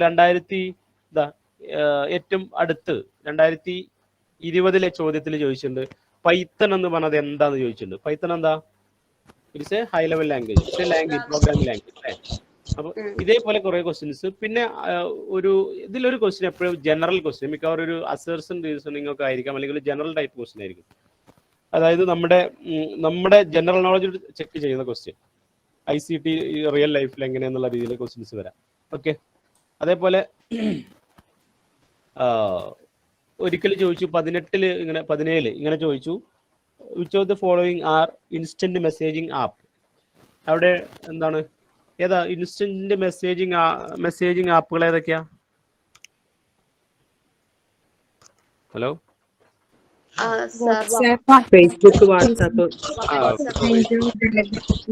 ഇങ്ങനെ വൈബർ, ഇങ്ങനെ ഇത് ഒരു ചോദിച്ചു. സോഷ്യൽ മീഡിയകളെ ചോദിച്ചു. അതേപോലെ എന്താണ് ഒരിക്കലും ചോദിച്ചിട്ടുണ്ട് WWW സ്റ്റാൻഡ് ഫോറും ചോദിച്ചു. അതെല്ലാവരും എഴുതുന്ന മനസ്സിലാക്കുക. ഓക്കെ, പിന്നെ ഇങ്ങനെ ഒരു ജനറൽ നോളജ് ആണ് നിങ്ങൾ. പിന്നെ ഇമെയിൽ, അതേപോലെ എന്താണ് ഫയൽ എക്സ്റ്റൻഷൻ പോലെയുള്ള വേർഡിലെ മെയിൽ മേർജ്, അങ്ങനെ കുറെ ചില ഫംഗ്ഷനൊക്കെ ബേസിക് സംഭവങ്ങളാണ്. അതാണ് ഞാൻ അതിലെ കുറിച്ച് ക്വസ്റ്റ്യൻസ് നൽകാൻ ഡിസ്കസ് ഇത് പക്ഷേ ഓരോ തവണ റിപ്പീറ്റ് ചെയ്ത് ചോദിച്ചിട്ടുണ്ട്. പിന്നെ ഈ ബൈനറി കൺവേർഷൻ ഉണ്ടല്ലോ, ബൈനറി, അതായത് ഇപ്പോൾ 58 എന്ന് പറയുന്ന സംഖ്യയുടെ ഡെസിമൽ നമ്പർ എത്ര, ഇങ്ങനെ ചോദിച്ചിട്ടുണ്ട്. ഞാനിപ്പോൾ നിർത്തിട്ടോ, കുറെ ആൾക്കാർ ലെഫ്റ്റ് ആവണ്ട. ദെൻ പീപ്പിൾ ആൻഡ് എൻവയോൺമെന്റ് എന്ന് പറയുന്ന ഏരിയയിൽ ഇതേപോലെ എന്താണ് ജനറൽ ക്വസ്റ്റ്യൻ, അതായത് pollution, environment pollution, human environment ഇന്ററാക്ഷനുമായി ബന്ധപ്പെട്ട ചില ടേംസുകൾ. ഓക്കെ, ഗവേണൻസ് നമ്മൾ അടുത്ത് വരാം, ഹയർ എഡ്യൂക്കേഷനിന്റെ കൂട്ടത്തിൽ വരാം. അതേപോലെ എന്താണ് വാട്ടർ പൊല്യൂഷൻ, ഇത്തരം പൊല്യൂഷൻ, അതിന്റെ റീസൺ, എന്താണ് ഗ്രീൻ ഹൗസ് ഗ്യാസുകൾ ഏതാണ്, അതുമായി ബന്ധപ്പെട്ട ചില ടേംസ് ഇല്ലേ, ഇപ്പൊ മീഥൈൻ എന്താണ്, അത്തരം ചില ടേംസ് നമ്മൾ ഒന്ന് നോക്കണം. അതാണ് ഇതിൽ വരിക. ഇതിലും പറയാണ് 5 മാർക്കിൽ 5 നിങ്ങൾക്ക് ഉത്തരം കിട്ടിക്കോളണം എന്നില്ല. കാരണം ഞാൻ എൻ്റെ ഒരു ഇതാണ് പറയുന്നത്, ജനറലൈസ് ചെയ്ത് പറയാം കേട്ടോ. എല്ലാവരുടെ കേസിലും അങ്ങനെ നിങ്ങൾ കിട്ടൂല എന്നല്ല പറയണത്. കാരണം ഇതിലൊരു GK ടൈപ്പ് ക്വസ്റ്റ്യൻ വരാൻ സാധ്യതയുണ്ട്. ലോജിക്കലി ഞാനത് പറഞ്ഞില്ലല്ലോ, ഡാറ്റ ഇന്റർപ്രിട്ടേഷനിൽ ഞാനത് പറഞ്ഞില്ലേ, മാത്തമാറ്റിക്കലും പറഞ്ഞില്ല. ഇതിൽ ഒരു GK ടൈപ്പ് ക്വസ്റ്റ്യൻ വരാൻ സാധ്യതയുള്ളൂ. ചിലപ്പോൾ ചില GK ചോദിക്കും. GK എന്ന് പറയുമ്പോൾ ഇതുമായി ബന്ധപ്പെട്ട GK. മോൺട്രിയൽ ട്രീറ്റി എന്താണ്, അതേപോലെ എന്താണ് റിയോ എർത്ത് സമ്മിറ്റ്, എന്തുമായി ബന്ധപ്പെട്ട എർത്ത് സമ്മിറ്റ് ആണ് അല്ലേ. അതേപോലെ എന്താണ് റിയോ ഡി ജനീറോ കഴിഞ്ഞിട്ട് വേറെ അങ്ങനെ ചില എന്താണ് ക്യോട്ടോ പ്രോട്ടോകോൾ, ഇത്തരം ചില പ്രോട്ടോകോൾസ്, ഇത്തരം ചില ടേംസ്, മില്ലേനിയം ഡെവലപ്മെന്റ് ഗോൾസ് 2020 ഇപ്പോൾ ലാസ്റ്റ് ചോദിച്ചൊരു സംഭവമാണ്. അപ്പോൾ അത്തരം ചില ടേംസ് ഒക്കെ, അതായത് എന്താണ് eradicate extreme poverty and hunger എന്ന് പറയുന്നത് മില്ലേനിയം ഡെവലപ്മെന്റ് ഗോൾസിൽ പെട്ടതാണോ അല്ലേ?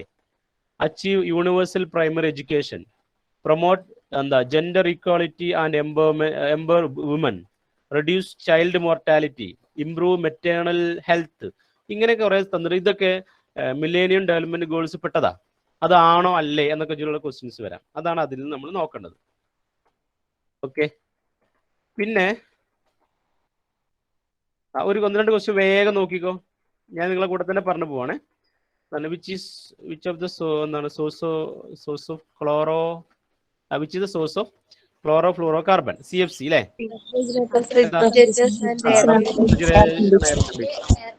ഇതൊന്നും ചെയ്ത ozone whole, green house effect, natural gas. എന്താ ഉത്തരം വരിക? ഓസോൺ ഹോളിന് റീസൺ എന്താ?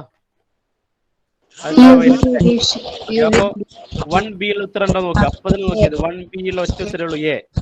ഉത്തരം എഴുതി പോയിക്കൂടെ? ഓക്കെ, അടുത്തത് ക്യോട്ടോ പ്രോട്ടോകോൾ. ഉത്തരം ഇവിടെ വന്നു അല്ലേ? ക്യോട്ടോ പ്രോട്ടോകോൾ എന്താണ്? നേരത്തെ അത് ഞാൻ പറഞ്ഞു. ക്യോട്ടോ പ്രോട്ടോകോൾ ജപ്പാനല്ലേ, ക്ലൈമറ്റ് ചേഞ്ചുമായി ബന്ധപ്പെട്ട്. Okay, major source of pollutant in urban area. ഇത് രസകരമായ ക്വസ്റ്റ്യനാണ്. മേജർ സോഴ്സ് ഓഫ് പൊല്യൂട്ടന്റ് എന്ന് ചോദിച്ചാൽ എന്താണ്? Major source of pollutant gas, carbon monoxide in urban area. Urban ഏരിയയിൽ ഏതാ? Delhi. Industrial sector. Industrial sector transport ആണോ? ട്രാൻസ്പോർട്ട് ഡൽഹിയിൽ ഞാൻ കൂടെ പറയാം, ട്രാൻസ്പോർട്ട് സെക്ടർ. ഡൽഹിയിലൊക്കെ ട്രാൻസ്പോർട്ടിന്റെ ഇതാണ് പ്രശ്നം. ഓക്കെ, ഇതൊരു ക്വസ്റ്റ്യൻ ആയിരുന്നു ഒരിക്കല്. കോഡ് തന്നു. എന്താ വെച്ചാൽ ഫ്ലഡ്, ഇതിന്റെ മീനിങ് ആണ് നമുക്ക് സിമ്പിൾ ആയിട്ട് ആൻസർ ചെയ്യാൻ പറ്റും. ഫ്ലഡ് എന്താണ്? ഫ്ലഡിന്റെ മീനിങ് എന്താ? Excess rain. ഓക്കെ, നമുക്ക് ഇവിടെ എക്സസ് റെയിൻ. അപ്പൊ A4 ഉത്തരം ഉണ്ടോ നോക്കുക. A4 രണ്ടെണ്ണം ഉണ്ടല്ലേ? എയോ സി ഡി ആയിരിക്കും ഉത്തരം. ഡ്രോട്ട് എന്താ? Lack of rainfall duration. Okay, B1 അല്ലേ? B1 എന്ന് പറയുമ്പോൾ നമുക്ക് ഓപ്ഷൻ എ. ഓക്കെ, ഉത്തരം എഴുതിപ്പോ. താഴെ ഉത്തരം വന്നല്ലേ? ഞാൻ ശ്രദ്ധിച്ചില്ല. എനിവേ, നേരത്തെ ആരെ ചോദിച്ചു പോളിസി എന്താണ് അവസ്ഥ? Higher education policy system 3 minute കൊണ്ട് ഞാൻ പറയാട്ടോ, ഡോണ്ട് വറി. ഓക്കെ, ഹയർ എഡ്യൂക്കേഷനിൽ നിങ്ങൾ ശ്രദ്ധിക്കേണ്ടത്, ഇതും ഞാൻ നേരത്തെ പറഞ്ഞ പോലെ GK ടൈപ്പ് ക്വസ്റ്റ്യൻ ഇവിടുന്ന് വരാം. Institute of higher learning and education in India in ancient India. അപ്പോൾ ആൻഷ്യന്റ് ഇന്ത്യൻ എഡ്യൂക്കേഷൻ എന്ന് പറയുമ്പോൾ Vedic education, Brahmanic education, Buddhist education. ഇതാണ് 3 പഠിക്കുന്നത്. വേദിക് എഡ്യൂക്കേഷനിലും ബുദ്ധിസ്റ്റ് എഡ്യൂക്കേഷനിലും എഡ്യൂക്കേഷൻ എല്ലാവർക്കും ഫ്രീ ആയത്. അത് മീൻസ് എഡ്യൂക്കേഷൻ ഫോർ ഓൾ എന്നായിരുന്നു അവിടുത്തെ കൺസെപ്റ്റ്. ബ്രാഹ്മണിക് എഡ്യൂക്കേഷന്റെ പ്രത്യേകത, അതാണ് അടുത്ത key point. Brahmanic education was restricted to Shudras and women. അതാണ് ഒരു പോയിന്റ്. Okay, 2 ഉപനയന ceremony. നിങ്ങൾ ചിലപ്പോൾ കേട്ടിട്ടുണ്ട് upanayana ceremony. Child's initiation in education is called upanayana ceremony in ancient education system. Okay, അതേപോലെ അവിടുത്തെ ഒരു പ്രത്യേകത എന്താണ്? ഗുരുകുല സിസ്റ്റം. ഗുരുകുല സിസ്റ്റത്തിന്റെ ഫീച്ചറൊക്കെ ചോദിക്കാൻ സാധ്യതയുള്ള ക്വസ്റ്റ്യൻ ആണ്. ഗുരുവിന്റെ വീട്ടിലായിരിക്കും, line proximity to the gurudakshina. Then എന്താണ്? റിയൽ ലൈഫ്, ഗുരുവിന്റെ ഡേ ടു ഡേ ലൈഫിൽ ഹെൽപ്പ് ചെയ്തുകൊണ്ട് പഠിക്കുക through experience. And the method of teaching in gurukula system. In gurukula എന്താണ്? ഗുരുകുൽ എന്തായിരുന്നു? ഓറൽ മെത്തഡ് ആയിരുന്നു. From the lip of the teacher students get knowledge. Okay, പിന്നെ post independent എഡ്യൂക്കേഷനിൽ പ്രധാനപ്പെട്ടത് ഈ അടുത്ത് പലതവണ UGC ചോദിച്ചത്, ഈ ലാസ്റ്റ് ചോദിച്ച ക്വസ്റ്റ്യൻ ഇതായിരുന്നു. കോത്താരി കമ്മീഷൻ വന്നത് ഏത് വർഷം എന്നാ? B.Ed കഴിഞ്ഞ ആളുകൾക്ക് അതറിയാം. ഫസ്റ്റ് എഡ്യൂക്കേഷൻ കമ്മീഷൻ ഇന്ത്യയിൽ വന്നത് എന്തായിരുന്നു? ഡോക്ടർ എസ് രാധാകൃഷ്ണ കമ്മീഷൻ ആയിരുന്നു. It was in 1948. Post independence അല്ലേ? ഓക്കെ, ദെൻ അതിനുശേഷമുള്ള ഒരുപാട് കമ്മീഷൻ ഉണ്ട്. അതിനുശേഷം പ്രധാനപ്പെട്ട കമ്മീഷൻ 64 കോത്താരി കമ്മീഷൻ എന്ന് പറയുന്നത്. പിന്നീട് പല കമ്മീഷൻസ് വന്നിട്ടുണ്ട്. ആചാര്യ രാമമൂർത്തി കമ്മീഷൻ, അങ്ങനെ പല കമ്മീഷന്റെ ഇടയിൽ ഏറ്റവും പ്രധാനപ്പെട്ട ഇപ്പൊ ഇനി ചോദിക്കാൻ സാധ്യതയുള്ള ക്വസ്റ്റ്യൻ 2019 ഏത്? National education policy. ഓക്കെ, അതിന്റെ ആളാരാ? ഇതിന്റെ മീൻസ് ചെയർമാൻ ആരാ? കസ്തൂരിരംഗൻ, ഡോക്ടർ കസ്തൂരിരംഗൻ. ഓക്കെ, പിന്നെ ഇവിടെ അപ്പൊ നമ്മൾ ആൻഷ്യന്റ് എഡ്യൂക്കേഷനും പോസ്റ്റ് ഇൻഡിപെൻഡൻസും പറഞ്ഞു. ഇതിന്റെ ഇടയിൽ എന്തുണ്ട്? ഒരു ഇതുണ്ട്, medieval education. Medieval Hindu education, medieval Islamic education. ഇതാണ് അതിന്റെ മിഡീവൽ എഡ്യൂക്കേഷൻ ഇന്ത്യയിലുള്ളത്. മിഡീവൽ എഡ്യൂക്കേഷൻ പറയുമ്പോൾ ഇത്രേ ഉള്ളൂ. എന്താണ്? ഹിന്ദു എഡ്യൂക്കേഷൻ എന്ന് പറയുമ്പോൾ റിലീജിയസ്, അത്തരം വേദങ്ങളും ഇത്തരം കാര്യങ്ങളൊക്കെ. ഇസ്ലാമിക് എഡ്യൂക്കേഷൻ വരുമ്പോൾ മദ്രസ, അതർ സിസ്റ്റം. ഇത്രയേ ഉള്ളൂ അവിടെ. അതിനിടയിൽ ഒരു പ്രധാനപ്പെട്ട ഒരു പോയിന്റ് നോട്ട് ചെയ്യുന്നതാണ് നിങ്ങൾ അറിയുന്നത്. Wood's Despatch. It is called as the Magna Carta of Indian English education in India. Magna Carta of English Education in India, that is called Wood's Dispatch. Charles Wood എന്ന് പറയുന്ന അത് 1854. ആ date വരെ important ആണ്. 1854 എന്ത് ചെയ്യുന്നത്? Woods dispatch ഇന്ത്യയിൽ അവതരിപ്പിക്കുന്നത് എന്ന് മനസ്സിലാക്കുക. ഇന്ത്യക്കാർക്ക് അനുകൂലമായ ഒരു വിദ്യാഭ്യാസ നയമായിരുന്നു അതിലുണ്ടായത്, ചുരുക്കി പറഞ്ഞ. ഓക്കെ, പിന്നെന്താ ഇതിൽ സിലബസിൽ? Value education, policies, governance, admission. ഇവിടെ ചോദിക്കുന്നത് ഇന്ത്യയിൽ എത്ര സെൻട്രൽ യൂണിവേഴ്സിറ്റി? 2014 ചോദിച്ചതാ, 15. 2014 ഡാറ്റ അനുസരിച്ച് ഇന്ത്യയിൽ എത്ര സെൻട്രൽ യൂണിവേഴ്സിറ്റി ഉണ്ട്? എത്ര സെൻട്രൽ യൂണിവേഴ്സിറ്റി ഉണ്ട്? പറയൂ, എത്ര സെൻട്രൽ യൂണിവേഴ്സിറ്റി ഉണ്ടാ ഇന്ത്യയിൽ? 54. Very good, 54. അന്ന് അതല്ല ഉത്തരം, പക്ഷെ ഇപ്പൊ 54. ഓക്കെ, ദെൻ 2014 ചോദിച്ച ക്വസ്റ്റ്യൻ ഇതാണ്. ഇന്ത്യയിൽ ഏറ്റവും കൂടുതൽ ഫേക്ക് യൂണിവേഴ്സിറ്റി ഉള്ള സ്റ്റേറ്റ് ഏതാന്നാ? ഓപ്ഷൻ വേണോ? തമിഴ്നാട്, ഡൽഹി, UP, കർണാടക, തമിഴ്നാട് കുറെ ആൾക്കാർ പറയുന്നുണ്ട്, യു പിക്കാർ കുറെ ഉണ്ട്. UP is correct answer. യു പിക്കാരൊക്കെ നോക്കിയ ആളുകളാണ്. Very good. UP is answer. യു പിയിൽ 8 ഇത് ഇന്നലെ പറഞ്ഞല്ലോ, 8 ഇൻസ്റ്റിറ്റ്യൂട്ട് എന്നാണ് ഫേക്ക് ആണ്. യെസ്. പിന്നെ ഇങ്ങനെയൊക്കെയാണ് എന്താ ഇന്ത്യയിൽ 20 IIMs ഉണ്ട്, 23 IITs ഉണ്ട്, 31 NITs ഉണ്ട്, 54 സെൻട്രൽ യൂണിവേഴ്സിറ്റീസ് ഉണ്ട്. സെൻട്രൽ യൂണിവേഴ്സിറ്റിയുടെ ലിസ്റ്റുകൾ നിങ്ങൾ നോക്കിയിട്ട് എന്ത് ചെയ്യണം, ഒന്ന് നോക്കണം. UGC ചോദിച്ചു 4 യൂണിവേഴ്സിറ്റിയുടെ പേര് തന്നിട്ട് which is not a central university എന്ന് ചോദിച്ചു. ഇവിടെ ABC എന്നിട്ടാണ് ഇതുണ്ടായത്, അല്ല വിച്ച് ഈസ് അങ്ങനെ എന്തോ സംഭവം. എന്തായാലും അത് നോക്കുക. രണ്ടാമത് അതാണ് അത് ശ്രദ്ധിക്കേണ്ടത്. പിന്നെ പോളിസിയുമായി വന്നിട്ട് ഒരു ക്വസ്റ്റ്യനൊക്കെ ഉണ്ടാവാറുള്ളത് പൊതുവെ. ഇപ്പൊ സിലബസ് മാറിയതുകൊണ്ട് വല്ലാതെ പോളിസിന്ന് ക്വസ്റ്റ്യൻസ് വന്നിട്ടില്ല, എന്നാലും കോൺസ്റ്റിറ്റ്യൂഷൻ ബേസ്ഡ് വന്നിട്ടുണ്ടെന്ന് മനസ്സിലാക്കുക. അതിലെന്താണ് കീ പോസ്റ്റുള്ള ആളുകളിലെ പ്രൈം മിനിസ്റ്റർ, അതേപോലെ എന്താണ് president, vice president, cabinet, parliament, ഇത്തരം കാര്യങ്ങൾ ഒരു ബേസിക് അവയർനെസ് നമുക്ക് കുറേയൊക്കെ അത് എന്ത് ചെയ്യാൻ പറ്റും, നമ്മുടെ സിലബസിൽ നോക്കിയിട്ട് നമുക്ക് എഴുതാൻ പറ്റും. ഓക്കെ, ഇത്രയൊക്കെയാണ് ഇതിൽ എന്ത് ചെയ്യാനുള്ളത്, പറയാനുള്ളത്. ഞാൻ കുറച്ച് അഡീഷണൽ ക്വസ്റ്റ്യൻ ഒക്കെ പറഞ്ഞു. So this is my number. നേരത്തെ ഡൗട്ട് ലാസ്റ്റ് ഇന്നലെ തന്നിരുന്നു. ഇതെൻ്റെ ബുക്കിൻ്റെ ഒരു ഫ്രണ്ടാണ്, വേണമെങ്കിൽ നിങ്ങൾക്ക് കോണ്ടാക്ട് ചെയ്യാം. ബുക്ക് മാർക്കറ്റിൽ അവൈലബിൾ, കൊമേഴ്ഷ്യൽ കറൻസിയാണ്. ഏതാണ് കേട്ടോ, മാർക്കറ്റിൽ അവൈലബിൾ ഡയറക്റ്റ് ആണ്. ഇതിൻ്റെ 2019 questions and solution detail note, short note. Okay, anyway ടീച്ചറെ ഞാൻ ബുക്കിന്റെ പരസ്യം ഇടക്ക് പറഞ്ഞിട്ടുണ്ടേ. സോ നമുക്ക് വൈൻഡ് അപ്പ് ചെയ്യാം. ഇനി നിങ്ങൾ ഡൗട്ടുകൾ എന്തെങ്കിലും ഉണ്ടെങ്കിൽ നിങ്ങൾക്ക് ചോദിക്കില്ലെങ്കിൽ പിന്നീട് നിങ്ങൾ ചോദിച്ചോളൂ. ഇപ്പൊ 2 മണിക്കൂർ ഇരുന്നിട്ട് നിങ്ങൾ ഡൗട്ട് ചോദിക്കാൻ ബുദ്ധിമുട്ടുണ്ടെങ്കിൽ നിങ്ങൾക്ക് പിന്നീട് ചോദിക്കാം. സാറേ, ഈ പുസ്തകത്തിൽ എക്സ്പ്ലെയിൻ ചെയ്യുന്നുണ്ടോ സിമ്പിൾ ആയിട്ട് ഓരോന്ന് എക്സ്പ്ലെയിൻ ചെയ്യുന്നുണ്ടോ? നിങ്ങളുടെ പുസ്തകത്തിൽ അതിന് ചെയ്യുന്ന മെത്തേഡുകൾ എക്സ്പ്ലെയിൻ, സെൽഫ് എക്സ്പ്ലെയിൻ കേട്ടില്ല. എന്താ സാറിന്റെ പുസ്തകത്തിൽ ഇതിന്റെ കാര്യങ്ങളൊക്കെ ചെയ്യുന്ന രീതികളൊക്കെ കൃത്യമായിട്ട് സെൽഫ് എക്സ്പ്ലനേറ്ററി ആയിട്ട് കൊടുത്തിട്ടുണ്ടോ? കൂടുതൽ എക്സാമ്പിൾസ്. എനിക്ക് എന്റെ ഹെഡ്സെറ്റിന്റെ പ്രശ്നം എനിക്ക് തോന്നുന്നത്. സോറി, ഒന്നുകൂടെ പറയോ? സോറിയേ. സർ, ആ ബുക്കിനകത്ത് സർ ഈ വർക്ക്ഔട്ട് ചെയ്തതൊക്കെ സെൽഫ് എക്സ്പ്ലനേറ്ററി ആയിട്ട് കൊടുത്തിട്ടുണ്ടോ എന്ന് ചോദിച്ചേ. ആൻസർ ഒരു സെക്ടർ വൈസ് ആണ്, ടോപ്പിക് വൈസ്.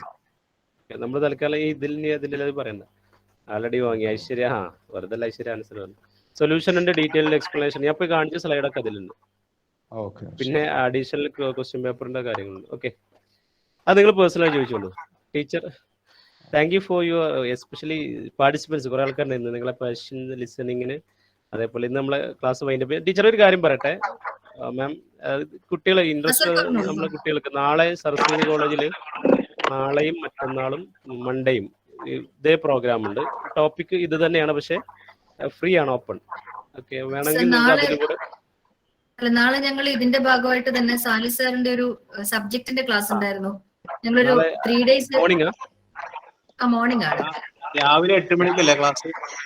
അല്ല, ഞങ്ങൾ പറഞ്ഞിരിക്കുന്നത് മോർണിംഗ് 9:30 to 12:30 ആണ് ഞങ്ങളുടെ സെഷൻ പറഞ്ഞിരിക്കുന്നത്. സാലി സാറിന്റെ ഇത് 8 to 10 അതില് പുതിയ കാര്യങ്ങൾ പറയാനുണ്ടെന്നുള്ളത് ഞാൻ വേണ്ട, അടുത്ത ദിവസം അറ്റൻഡ് ചെയ്താലും മതി. അത് നാളെ അതിന്റെ സ്റ്റാർട്ടിങ് ഉണ്ടാവുള്ളൂ. മൺഡേ ആണ്, മൺഡേയും അതേപോലെ സൺഡേ അതിന്റെ ഇവരെ കാണാതെ പാർട്ടിസിപ്പൻസിനോട് എനിക്കൊരു കാര്യം പറയാനുള്ളത്, നാളെ ഇതേ ലിങ്കിൽ തന്നെയാണ് നാളെ സാലി സാറിന്റെ സബ്ജക്റ്റിന്റെ ക്ലാസ് കൂടി ഉണ്ട്. കൊമേഴ്സ് ബേസ്ഡ് ക്ലാസ് നാളെ. അപ്പൊ ഇതേ ലിങ്ക് തന്നെയാണ്. ഞാൻ ഒന്നുകൂടെ റിമൈൻഡ് ചെയ്യാം. ഒരു 9 o'clock ആകുമ്പോൾ 9:30 to 12:30 ആണ്. ജോയിൻ ചെയ്താൽ മതി. ബാക്കിയുള്ളവരും കൂടെ ഒന്ന് ഇൻഫോം ചെയ്യാം. ലെഫ്റ്റ് ആയി പോയി ആരെങ്കിലും ഉണ്ടെങ്കിൽ പ്ലീസ് ഇൻഫോം.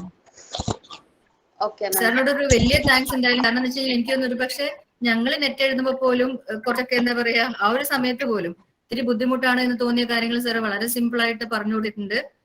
എന്തായാലും ശരിക്കും ഈ എന്താ പറയാ, ഈ ഒരു സെഷൻ അറ്റൻഡ് ചെയ്തവർക്ക് വളരെയധികം യൂസ്ഫുൾ ആയിരിക്കുമെന്ന് തന്നെ ഞാൻ ഉറച്ചു വിശ്വസിക്കുകയാണ്. എല്ലാവർക്കും നെറ്റ് എഴുതാൻ ഒരു ഓൾ ദി ബെസ്റ്റും കൂടെ ഞാൻ പറയുന്നു. So I invite Grishma to propose the official vote of thanks. Grishma. Okay, miss. Good evening to all.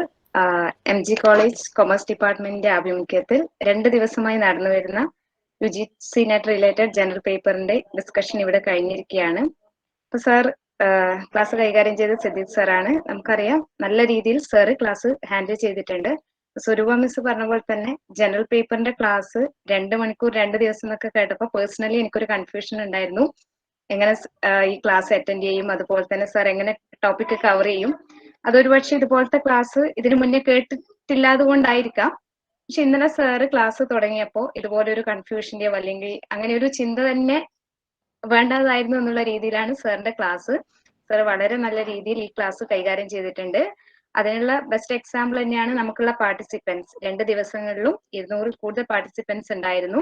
Through out the section അവരിവിടെ തന്നെ ഉണ്ടായിരുന്നു എന്നതാണ് ഈ ക്ലാസിന്റെ ഒരു വിജയം എന്ന് പറയുന്നത്. അപ്പൊ സാറിന് MG കോളേജ് കൊമേഴ്സ് ഡിപ്പാർട്ട്മെന്റിന്റെ പേരിലുള്ള നന്ദി അറിയിക്കുകയാണ്. Thank you sir four A wonderful class. അതുപോലെ ഈ ഒരു സെക്ഷൻ നിങ്ങൾക്ക് മുന്നിൽ എത്തിക്കാൻ വേണ്ടി എല്ലാ സഹായങ്ങളും അതുപോലെ തന്നെ ഇതിന് എല്ലാ ഇനീഷ്യേറ്റീവ് എടുത്ത നമ്മുടെ കൊമേഴ്സ് HOD സ്വരൂപ ടീച്ചറാണ്. ഒരു ഫോർമാലിറ്റിയുടെ പേരിൽ ടീച്ചറോടുള്ള നന്ദി അറിയിക്കുകയാണ്. പിന്നെ പാർട്ടിസിപ്പൻസ് നിങ്ങൾ തന്നെയാണ് ഇതിന്റെ ഒരു മെജോറിറ്റി. ഇതിന്റെ സക്സസ് എന്ന് പറയുന്നത് റിസോഴ്സ് പേഴ്സണെ പോലെ തന്നെ ഇവിടുത്തെ പാർട്ടിസിപ്പൻസ് കൂടിയാണ്. നല്ല രീതിയിൽ ഇന്ററാക്ട് ചെയ്ത് ഈ ഒരു പ്രോഗ്രാം നല്ല ലൈവ് സെക്ഷൻ ആക്കി മാറ്റിയിട്ടുണ്ട്. ഇന്നലത്തേനേക്കാളും കൂടുതൽ പാർട്ടിസിപ്പൻസ് ഇന്ന് ഉണ്ടായിട്ടുണ്ട്. അപ്പൊ നിങ്ങളോടുള്ള നന്ദിയും അറിയിക്കുകയാണ്. ഒരിക്കൽ കൂടി എല്ലാവർക്കും നന്ദി പറയുന്നു. Thank you.